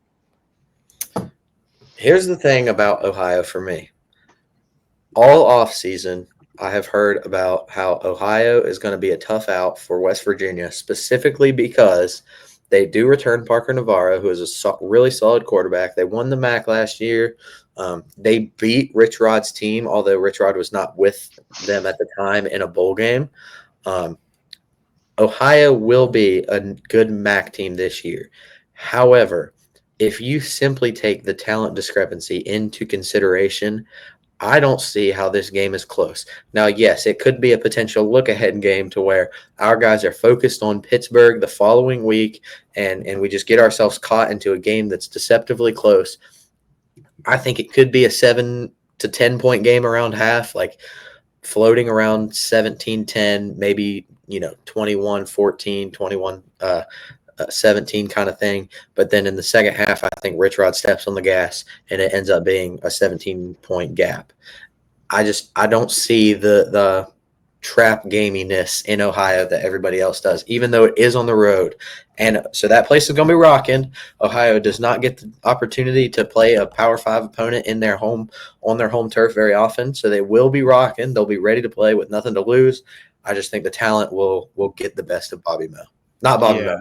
Ohio. If you take a look at Ohio's schedule, they're at Rutgers Thursday night on the 28th. We don't expect them to win, especially at Rutgers. Shout out Nassim Brantley. September 13th, they're at number 3 Ohio State. No shot. Why even get on the bus, quite honestly? So their chance to make an impact is against us when we're at Ohio. So it's going to be way closer than you guys think. Like, this is their time to make their mark this season. I just don't see it. That's a really good point. I think the Mountaineers have it.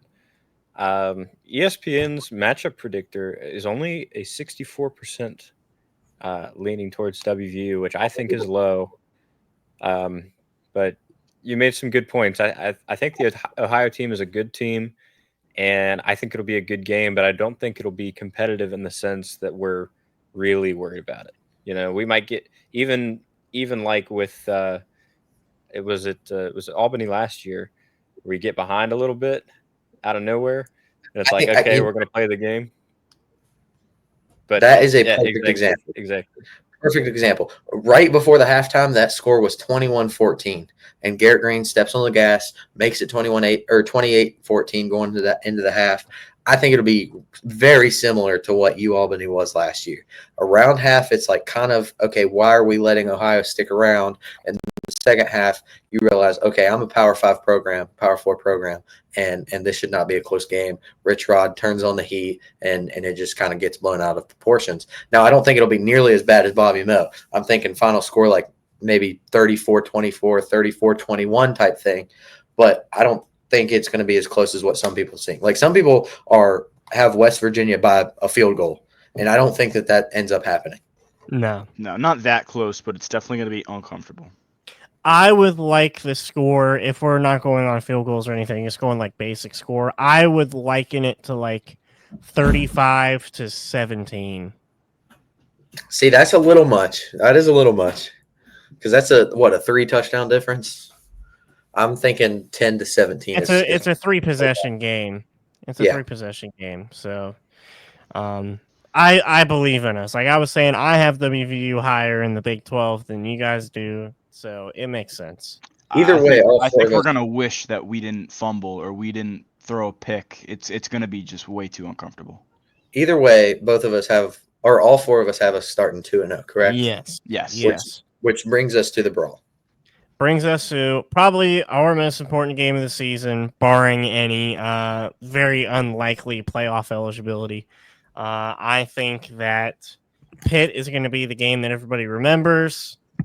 I honestly think that we pull it out and win. But like Matt was saying, it's going to be uncomfortable with Ohio. I think the Pitt game is going to be uncomfortable. Pitt is good. We were talking before the show about just sort of where Pitt can stand in the ACC. I have them a little lower, but I don't disregard their talent. I think we win the backyard brawl, especially with the underlying story of Rich Rod. We're playing him on 9-13. He has just as much hatred for Pitt as the fan base does, where you can tell Neil Brown just want to stay out of it. I think that young Patrick Narduzzi is going to go home crying. So I have the Mountaineers. Let me tell you something. There is too much on the line for Rich Rodriguez to lose this game. Now, am I saying we can't lose this game? Absolutely not. This is going to be, if you want to talk about Ohio being uncomfortable, this is going to be butt cheeks clenched for all 60 minutes uncomfortable. Okay. Yeah. This is going to be the most uncomfortable game we face all year because of the opponent and because of how neck and neck I think it's going to be.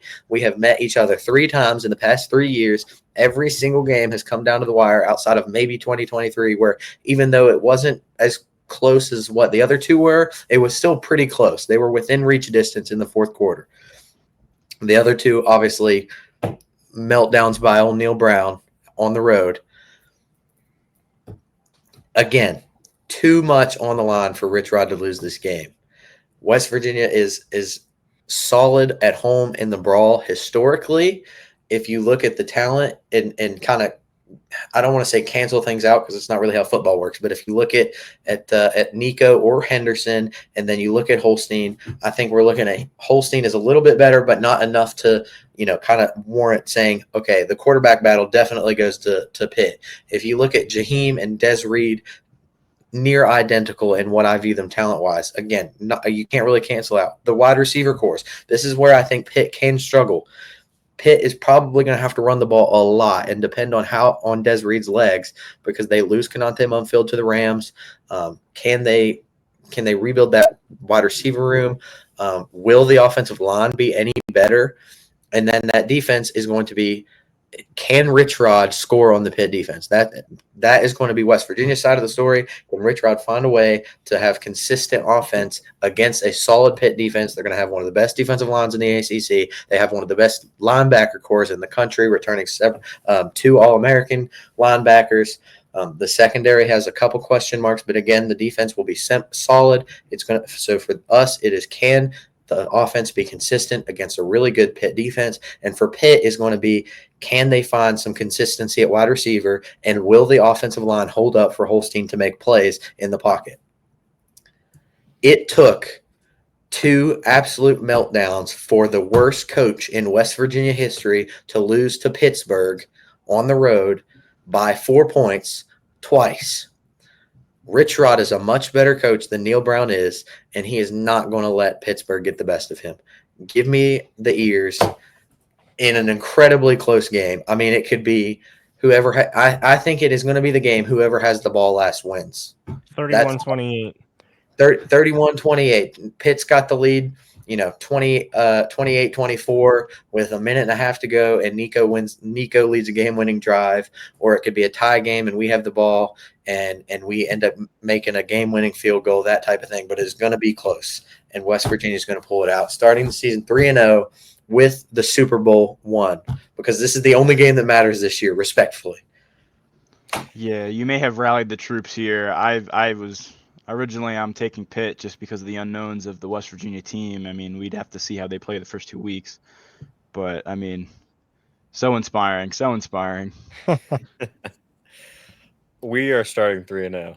I will just simply say, give me the Mountaineers. You guys remember 2 years ago, last time the brawl was at Milan Puskar Stadium, and the atmosphere there will carry us through. I know we're figuring stuff out this year. We're going to have 2 good, solid games beforehand to dial it in. And I think with the coaching change and with the way the guys have been working on and off the field, I think Pittsburgh is coming into a losing game. I think we're going to cook them. I don't think it's going to be a blowout by any stretch, but I do not think it is going to be an accordion where whoever scores first and it catches up and keeps going back and forth.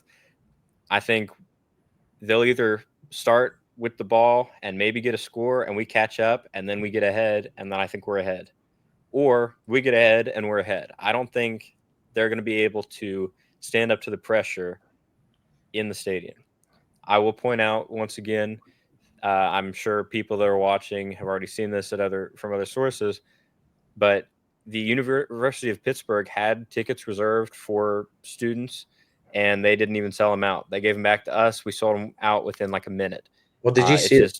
The atmosphere is going to be oppressive. If you get to go to the game, show them why you're there. It's more than a game. I want to talk about this a little bit because I watched this stuff last night, and shout out to Mountaineer Paul. I watched your live episode about this, but young Patrick Narduzzi is very insecure as a coach. You can tell because everything that he said in ACC Media Day that he's for some reason gotten on his Twitter and said, and even the university comes out and tries to clown WVU, and they're sending in YouTubers to come rage bait the drunk people in the blue lot. It's so frustrating that they're trying to start this notion in college football that Morgantown is a dangerous place to go. I guarantee you, if you get your average fan from like Iowa State, like I think there was actually a fan from the Coal Rush game last year where Iowa State was like, I actually loved the environment. Like people were nice to me, and I won, and obviously I was having my fun with them, but they were having their fun with me. It's the atmosphere you would expect from an away game in college football. And you got these Pitt fans that are saying that we're going to stab somebody because it's more than a game. And you got young Patrick Narduzzi trying to escalate this whole situation. And Young Patrick thinks that there's 65,000 people in that stadium that all have a fanny pack full of AA batteries. You think that you keep saying Patrick Narduzzi is sending me, brother. Oh my goodness. Either way, 3-0. We get the brawl win. That's again. If we win the brawl, I could care less how any other game goes on the season because it is year one, and I don't expect us to be competing for a conference championship in year one. But you got to win this one. This is the one you got to win. I agree. We've said our piece on that. We have. Let's move on to Kansas. I know we were talking about Kansas potentially being a way better team they were last year. And I think they will be improved, and it's going to be hard for us to go to their brand new stadium for the first Big 12 game and perform at our highest level. Honestly, I know one of you guys might say this is a toss-up game. If we show out against Ohio and Pitt, like if we beat Pitt by multiple possessions, which I'm not saying is entirely feasible, but if we beat Pitt by multiple possessions and go in and beat Kansas by a possession or maybe 2 possessions, I could see us wreaking some havoc in the Big 12. And Kansas is going to tell us a lot about how we're going to play in Big 12 play. I could see this going either way, to be perfectly honest. If our defense steps up, I think that we'll win. Because with our defense being so bad last year, we're going to have a lot of questions to answer come the Pitt game. And if those questions are an outstanding, we're better, then I think we could have the defensive talent to give Jalen Daniels some trouble. So I want to say WVU goes 4-0. I just want to see what you guys think. All right. So people want to talk about Ohio being a trap game, which is perfectly fine because considering the circumstances. But Kansas is the game that I think we should be worried about as a trap game, quote unquote. Now, I don't think Kansas is a, bad enough opponent to warrant saying Kansas is a trap game in the sense of, hey, you're going to lose to a worse opponent than you. But I do think West Virginia is the more talented team, but they're going into an environment that is going to be rocking in Lawrence. Okay, new stadium. They should be somewhat hot on the season. I imagine they'll lose to Mizzou, but a decent start to the season. Jalen Daniels will still be clicking, and off of an intense rivalry game against Pitt, it's going to be tough to go in and beat a Kansas team that's going to be clicking on all cylinders. The offense is going to be moving fast. I expect us to get a little dinged up during Pitt. Maybe there's a guy or two on the defense that is out or slower because of injury. And I just don't think that we start 4-0. I think it's a little unrealistic for us to start 4-0. I'm going to give Kansas the nod here. So we start the season 3-1, little bit of a disappointing loss on the road. Kansas gets the win. I just have to agree purely based on Kansas comes off the bye week, and I'm assuming what's going to be a piss poor performance against Mizzou. This is their chance to set it right, So I don't know. You say that we're more talented than the Kansas team. I don't necessarily believe that. I think that Kansas has a lot of talent. We'll have to see, but this is a first to 40 type game. I think both offenses are going to be flying. I think it's going to be like 37, 34, 42. No, I don't know if either team quite reaches 40, but it's going to be daggum near close. So if Kansas comes out rocking on all cylinders, I think it'll be a 37-34 type game. I could get behind that. It's so early. Obviously, the whole point of this episode. Yeah, it's called preseason, Matt Howe. This is going to be a tough game. I mean, you've hit all the points. It's an away game for us. Kansas looks really good this year. I'm going to give Kansas the edge here, but once we get into the season, I'm hoping I'll flip my vote. I will say I had this as a win until I saw how good Kansas looked yesterday. And again, I don't want to overreact because it was Fresno State, but I've flip-flopped 2 games, and this is one because of how good Kansas looked. I still say it's Fresno. So that's where I'm standing. And Lombs, I'm not necessarily saying that we're more talented. I just think that if our defense proves that they are what they think they are, then we could get this game. But I do like the notion of it being close because it's an away game and it's going to be hard to play in that stadium. I'm telling you right now, it's going to be hard to play in the new stadium. So very different. All right, let's go ahead and move on to Utah for Game 5 this season. We have Utah at home. And I'm going to start out with saying that I don't think we win this one. Just because if I say that we beat Kansas and go 4-0, we're not going to go 5-0. We're going to be tired, man. And as much as I put Utah down in the Big 12 power rankings earlier on, I still think that they have the talent. Again, they have a lot more to prove than coming in and saying last year we're going to run this conference because they haven't. But they're going to get off on a better foot this year, and I think some of that momentum can be carried to this game. So I think based off of that, I think Utah's our first loss. Okay. like I said, I flip-flopped 2 games, and this is the other game that I flip-flopped. I originally had us starting 4-0 and losing to Utah, like you said, but I flip-flopped them in the recent days based off of what Kansas did yesterday and a little bit more research I've done on Utah. Cole Rush. I'm not going to say anything else. That's true. I don't think that Rich Rod will lose back-to-back games very often. And if you have a team that is straight off of a loss and Rich Rod has lit them up, like I cannot imagine the bus ride home after that Kansas game if we lose to Kansas. It is going to be a rough week for the boys in Morgantown, but he is going to have them ready against Utah in what I imagine will be a rocking, blacked out crowd. I like us to get the win against Utah. I think we lose one, we shouldn't. Win one, we shouldn't, and that is the Kansas-Utah game. We shouldn't lose to Kansas in my eyes, but we do. We shouldn't beat Utah, but we do. So I think we start 4-1 with the loss to Kansas and find a way against Utah at home in a tough battle. This is one of the games on the schedule that I think will be a little bit lower scoring. Rich Rod has an electric offense. This one I expect to be in the 20s. If that. I'm going to jump ahead of you here, Matt. I think we beat Utah, and that's, again, assuming I think we have a loss to Kansas. I got to say, if you lose to Kansas and he would make people take the bus home instead of flying, because let's be real, they fly everywhere.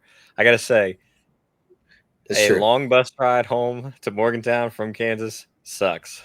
Yeah, Matt, I got to experience that recently.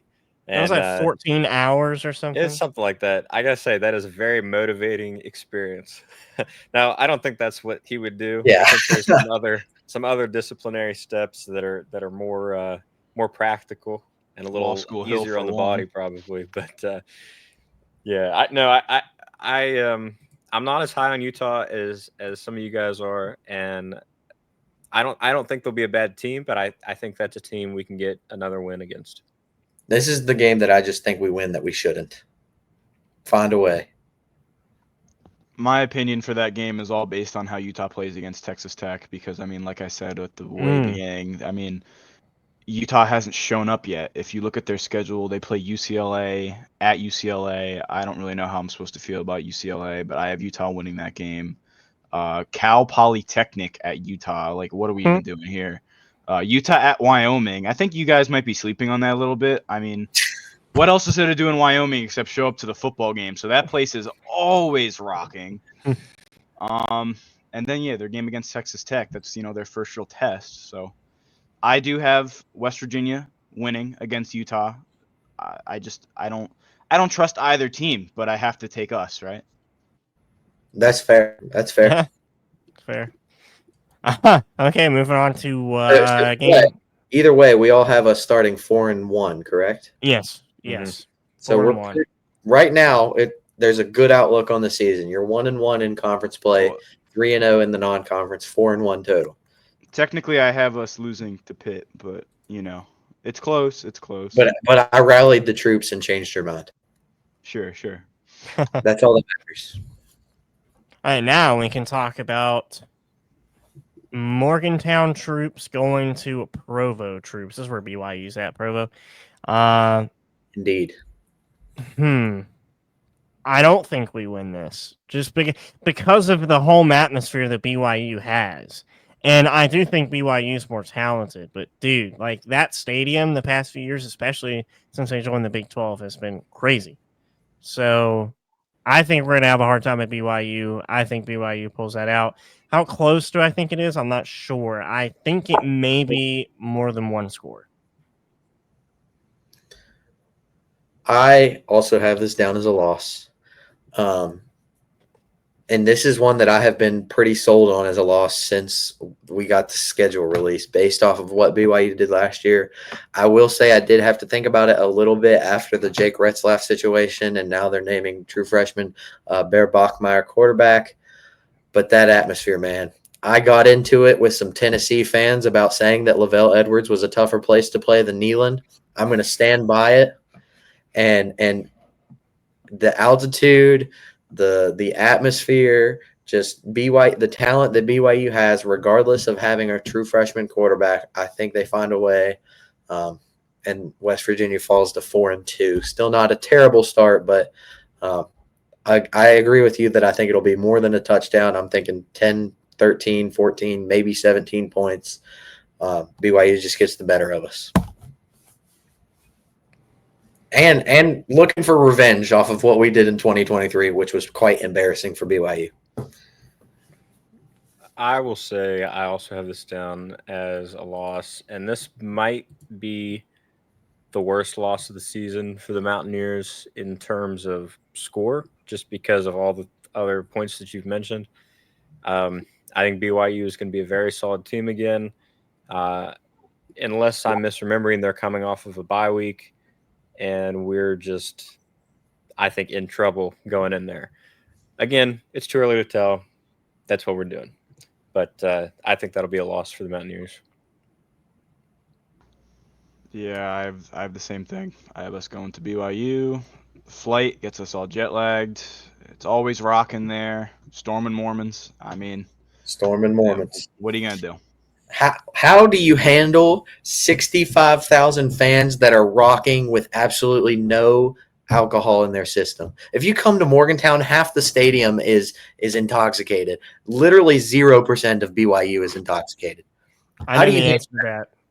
You make fun of them on Twitter. That's the answer. That's what Pitt fans would do. I like my BYU friends. I like my BYU friends that I talk with on Twitter.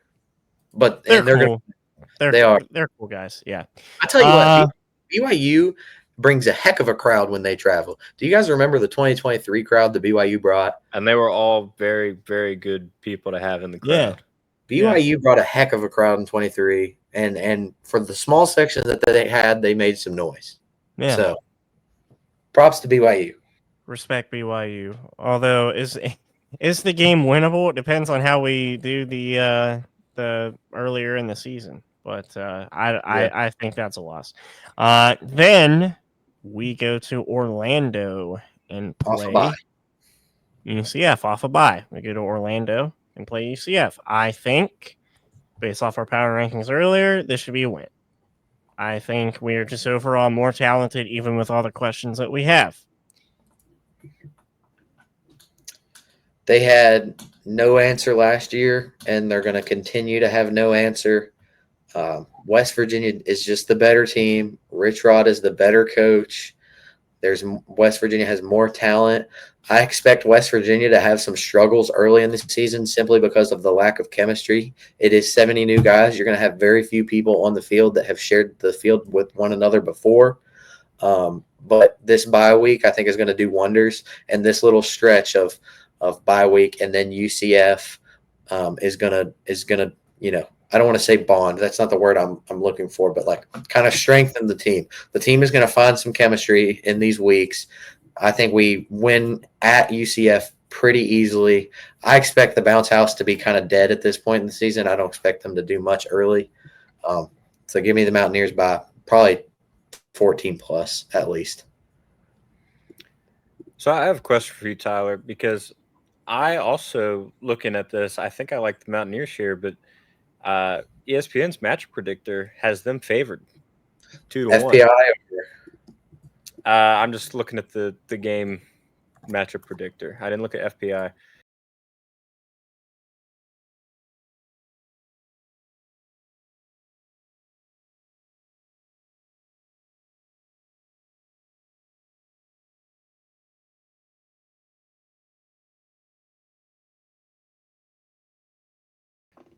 Like you guys were saying, I like West Virginia going into this matchup.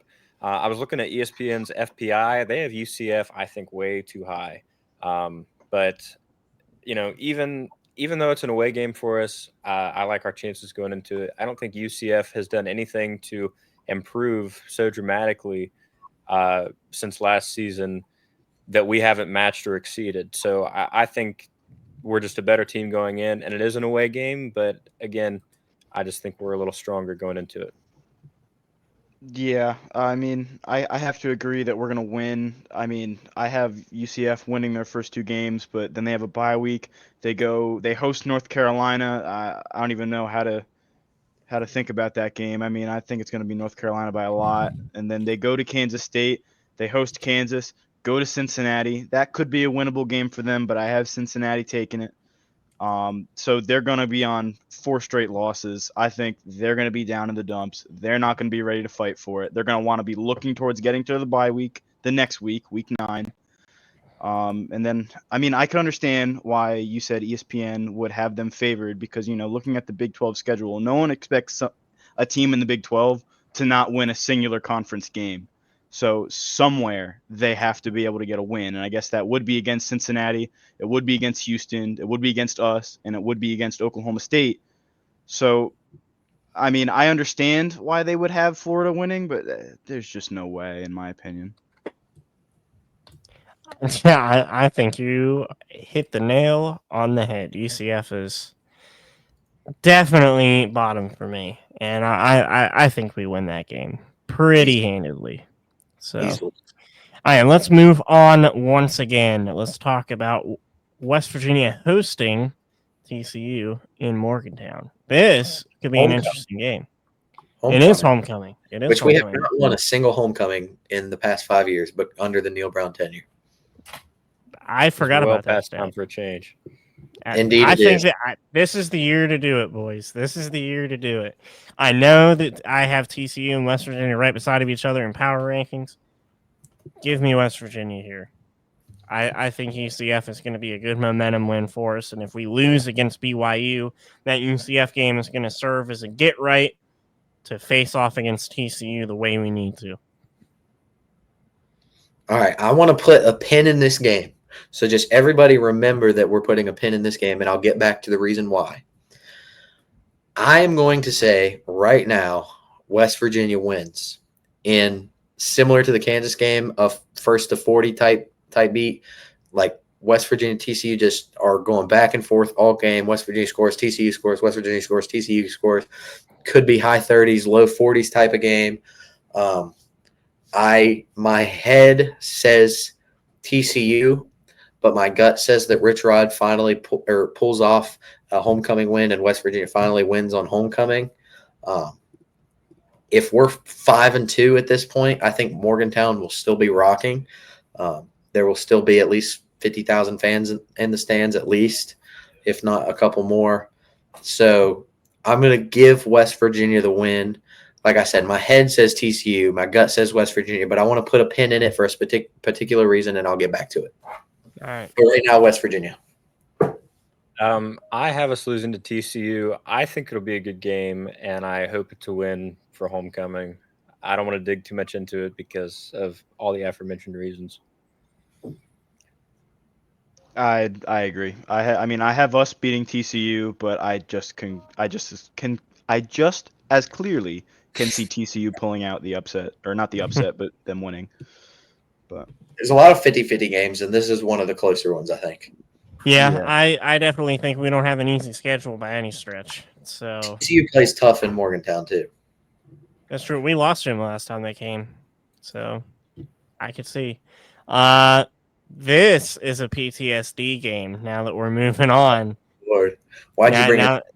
Now that we're moving on, we travel to Houston to play the Cougars. This is interesting. I think that it kind of depends on how Houston does in the earlier part of the season. Because we mentioned when we were talking about our power rankings that they could very well be a team to look out for. Even though we all think they're in the bottom 5 of the conference, they could flip that. And I think this could be a difficult game for us. But I think with everything that happened 2 years ago, we got to win this one. All right. I have it down as a win as well. I don't think going into the game, you're going to hear about the storylines online, on Twitter, so on and so forth. As far as in-house, I don't think the storyline will matter about the 2 years ago we lost on a Hail Mary, because both teams have coaching changes since then. Dana is no longer at Houston. Neil is no longer at West Virginia. Both teams have an entirely different roster for the most part. They're going to be, Connor Wegman will, I assume, still be the starter at this point. It'll be either Henderson or Nico for us, I assume. So just two completely different rosters, two completely different coaching regimes. So I don't think the 23 situation will play much of a factor. Again, similar to the UCF thing where they're both coming up from the G5 in 23. I just don't think they've built the depth and the talent of a Power 4 roster just quite yet. And so I think West Virginia is still the better talent-wise to Houston, although I think they could give us some fits early. Could be one of those scary close games that you're hoping isn't close. But I'll give West Virginia the win. 3-game winning streak, and that puts us at, I believe, 7-2. At this point, if you're 7-2, I think you're ranked. Could be. I think Houston is one of those games that could be upsetting. I'm going to give the Mountaineers the win here, but Houston, just like 2 years ago, you think you have the game won, and oops, where'd that come from? You know, they've done it to plenty of teams over the past couple of years. Sadly, that's happened to us. I hope it doesn't happen again. I like the Mountaineers here. See, now I gotta take Houston here. I mean, for me, if we go ahead and we beat TCU at homecoming, I think we're gonna be a little high on the win, roll into Houston, and Houston's gonna be fresh off of a butt kicking from Arizona State. So I trust Willie Fritz and the boys to rally and try to make a statement against West Virginia in a game that West Virginia potentially might not take as seriously as they should. That could be valid. So what is the overall records for everybody? I have them at 7-2. Yep. Matt has, what do you have? I have Matt? them at 6-3. With losses to Kansas, BYU, and who? TCU. And TCU. Okay. But either way, we're all very similar for the most part. Yep. That brings us to Colorado. Big man. That brings us to the Colorado game, and this is a tough one for me. It gives me sort of the same vibes as a TCU game or a Utah game, where it's hard to initially dive in and try to predict it. I think, again, as we've mentioned with every preseason matchup, a lot of questions have to be answered, especially about Colorado. They're sort of in a tier of their own in the conference, as we said. So it's going to be hard to tell how good they are. I think if they're on par with our sort of record, if they have sort of the same record as us, it's going to be hard to beat them. But I think we could win this game. So here is what I'm going to say for this one. Talent-wise and just where I think both teams are in the conference is very similar. Both in that, middle 6 range. On a neutral field, it is a coin flip. But I expect momentum and home field advantage to play a huge factor in this game. And if everything goes the way I expect it, West Virginia will be on a 3-game winning streak, with a caveat in that TCU game that, again, we'll get into. 3-game winning streak. Again, I think we'll be better late season than we were at the beginning of the season, simply because Rich Rod has had more time to develop his guys throughout the season and gain some chemistry. I like the matchups that West Virginia has. I don't know if Caden Salter, against what I expect to be a pretty decent defense that West Virginia has this year, is going to be able to deliver the ball. And if you look at Colorado's schedule leading up to this, they've got BYU, TCU, Iowa State, bye week, Utah. All 4 of those games are going to be tricky. I expect them to lose at least 3 of them. And then you've got Arizona at home, which I expect them to win. Even then, I'm looking at 4-5, maybe 5-4 on the season. They'll be down because they are not living up to the expectations that they set last year. So, like I said, momentum and home field advantage. If we're 7-2 at this point on a 3-game winning streak, Morgantown's going to be rocking. West Virginia has the momentum. Give me the ears, not nears, ears. I just think it is a shame that I didn't get to see us win against Colorado at home before this, but I think it's coming this year. Give me the Mountaineers. This is revenge for the Big 12 championship men's basketball Big 12 tournament. I like that. I remember I was driving home in a 15-passenger van on I-68 back to Morgantown listening to that basketball game, and I was so disappointed. Oh, my gosh. So all three of us have wins down for Colorado right now, right? Yeah. Lombs? Of course, I'm taking West Virginia. Sanders built Rome, but it's all crumbling this year. We're gonna see that Rome was made of styrofoam. So we've got 8-2, 7-3, and 6-4 between the four of us. Or no, Lombs has 7-3 as well, correct? Let's see. I have 7-3 so far. 5, 6. I'm still gonna rock with my original gut feeling of Pitt over West Virginia. I mean, I know I said you rallied the troops, but I'm gonna try and keep with my original picks. So it's 1, 2, 3, 4, 5, 6, 6 and 3. So okay, so 6-3, 6 and 4. Sorry. Yeah, 6-4. 6-4, 8-2, 8-2, 7-3. That brings us to Arizona State. Yep, this is definitely our most difficult game of the year on paper. Arizona State looks to have the best defense in the Big 12, and we don't play Iowa State this year, but if you can get close on that Big 12 championship contender level, Arizona State's it. And not only that, we have to go and play them in their house. I think we lose by multiple scores. Like you said, on paper, if you had to pick one game that West Virginia was 100% going to lose, I think this is it.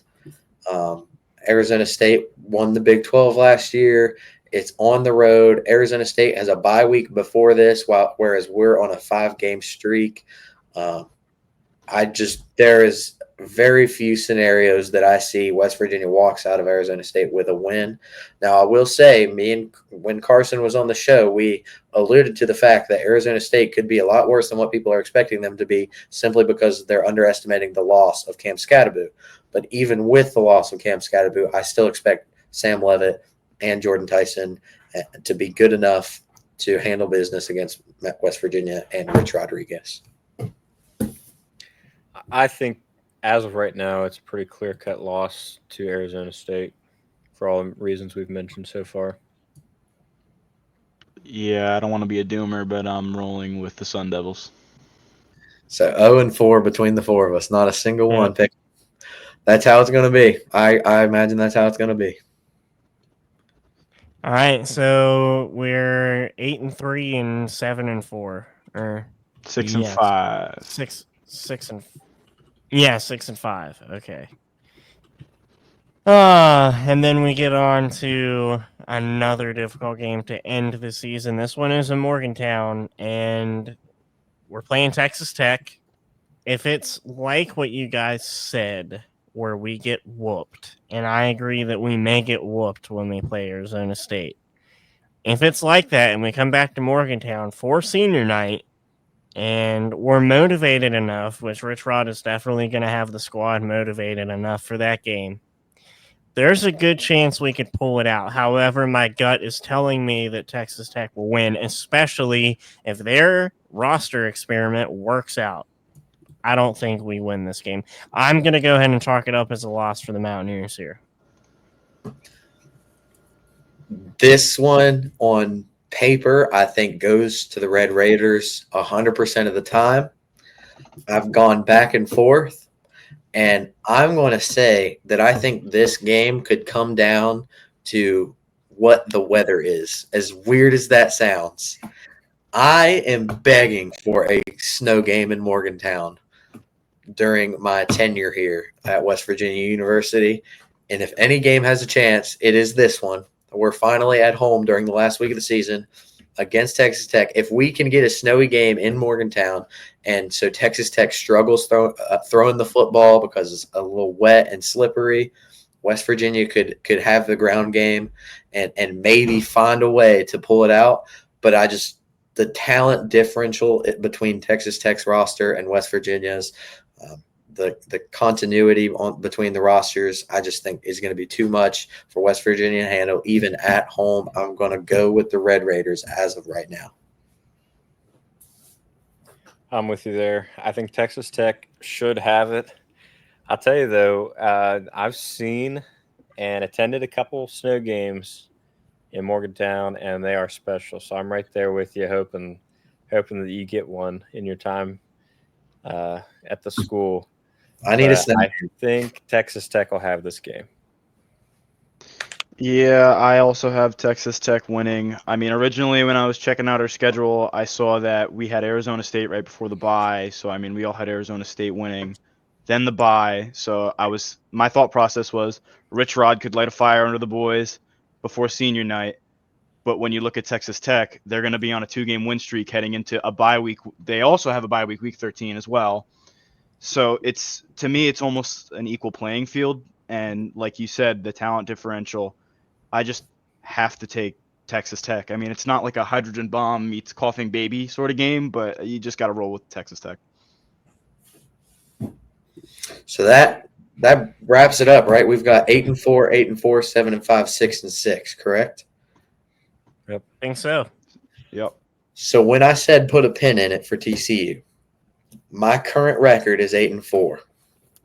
But my gut feeling on the year has been we go 7-5. And in that middle stretch where we've got UCF, TCU, Houston, Colorado, I don't know if we win 4 straight. And that also ends up being 8-2 on the year prior to us playing Arizona State. We'd likely be ranked if that were the case. I don't know if that happens. And so my gut feeling is that TCU finds a way on senior night and we end up 7-5 and not 8-4. But my head says TCU wins. But like I said, my gut says West Virginia finds a way on homecoming.